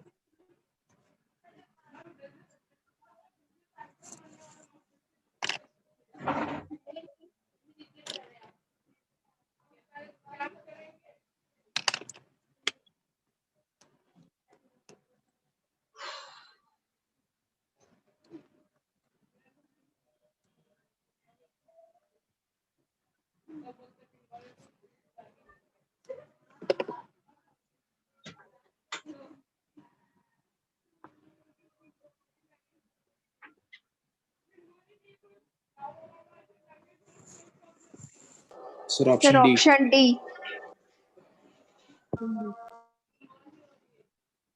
बोल इस बार क्या करने वाले हैं हम लोग? 1 and 2 को क्या करेंगे बेटा? Minus. Minus. 1 and 2 को माइनस करेंगे तो इसका मतलब क्या लिखेंगे? देखो तो minus N F 0.337 minus N 1 है, F 0.153 equals to minus F X. फिर से देखो सारा माइनस कट गया बेटा, आपका माइनस कटा, ये माइनस कटा, ये एफ कटा, आंसर क्या आया? 2 into 0.337 तो कितना हो जाएगा बेटा? 0.674 माइनस 0.153। क्या ये माइनस करने पे 0.52 आ रहा है? Yes, sir. आया समझ में बेटा? देख आगे का क्वेश्चन पर तो सिमिलर टाइप है, बनाने की जरूरत नहीं है, सिमिलर टाइप है। यस। बोल क्या करना है इस बार, सिर्फ हमको बताओ उन दोनों इक्वेशन को क्या करेंगे कि तीसरा बन जाएगा। इस बार देखो इक्वेशन लिख करके नहीं दिया है, तो लिखेंगे तो क्या लिखेंगे? Fe3 प्लस है ना minus 3 electron will give you Fe, और यहाँ से हम लिख सकते हैं माइनस कर देंगे। Plus Fe2 plus 2 electron gives Fe। ये आपका सप्लाई है। बोल इन दोनों सप्लाई को क्या करेंगे कि डिमांड मिलेगा? माइनस कर देंगे। First minus second. बाकी वैल्यू पुट करो, काम करो। जेई मेंस का क्वेश्चन है ये, देख क्वेश्चन है, हाफ सेल दिया है, अनदर हाफ सेल है ना, मांगा ये है, आईआईटी में पूछा है। देख थोड़ी देर पहले यही क्वेश्चन बनाए थे 0.52, सेम क्वेश्चन है। तो बेटा इस तरह का क्वेश्चन को पकड़ के रखो, इजी होता है, बनाया जा सकता है, आइडेंटिफाई करने का तरीका बता दिए। 2 हाफ सेल आपका सप्लाई होगा और डिमांड होगा अनदर हाफ सेल। सबका यहाँ तक ठीक है, समझ में आया बेटा? Yes Yes, sir. sir. Yes, sir. आगे देखो पीएमटी में ये भी सेम तरह का क्वेश्चन है, और बनाना नहीं है, सब आपको मिल जाएगा। इसके बाद का जो टॉपिक है आपको नोट्स भेज दिए बेटा, यहाँ कुछ नहीं पढ़ाएंगे, आप खुद से पढ़ोगे। जैसे कमर्शियल प्राइमरी सेल क्या होता है? प्राइमरी सेल वो होता है जिसको रिचार्ज नहीं किया जा सकता है, ठीक है? ये प्रिंटिंग मिस्टेक है, ये हो जाएगा dead, the cell becomes dead. जैसे घर पे हम लोग घड़ी वगैरह में, रिमोट में जो बैटरी इस्तेमाल करते हैं बेटा, वो सब प्राइमरी सेल होता है। इसका एग्जांपल ड्राई सेल है, मर्क्यूरी सेल है। अब ड्राई सेल का बारे में आपको पढ़ना होगा कि इसका एनोड का इक्वेशन क्या है, कैथोड का इक्वेशन क्या है, किसका ऑक्सीडेशन हो रहा है, किसका रिडक्शन हो रहा है, ठीक है? आपको याद रखना होगा इसका पोटेंशियल का वैल्यू कितना होता है। ये देखो एनोड कैथोड का रिएक्शन है, पोटेंशियल का वैल्यू 1.25 से लेकर 1.50 के बीच में लाई करता है। तो अब तक जो लैंग्वेज सिखाए हैं बेटा उसी के ऊपर बेस्ड करके, जैसे ये ड्राई सेल था, आज मर्क्यूरी सेल पे बात करते हैं। ये मर्क्यूरी सेल का एनोड, ये इसका कैथोड का रिएक्शन, इसको याद कीजिए आप, उसका प्रॉपर्टीज याद कीजिए, उसका वैल्यू को याद रखना। ये देखो ये एनोड का रिएक्शन दे दिया आपको, यहाँ कैथोड का रिएक्शन दे दिया, दोनों को ऐड करके सेल रिएक्शन बना लिए। और कहाँ कहाँ इस्तेमाल होता है? वॉचेज में इस्तेमाल होता है, हियरिंग एड में इस्तेमाल होता है। इसका रेंज का, इसका वैल्यू कहाँ लाई करता है? 1.35 वोल्ट पे। फिर उसके बाद सेकेंडरी सेल, वो सेल जिसको रिचार्ज किया जा सकता है, रिचार्ज किया जा सकता है, जैसे कि lead storage battery, nickel cadmium. ये वाला बैटरी कभी आप लोग इस्तेमाल किए हैं? ये हमारा सेल फोन में पाया जाता है बेटा।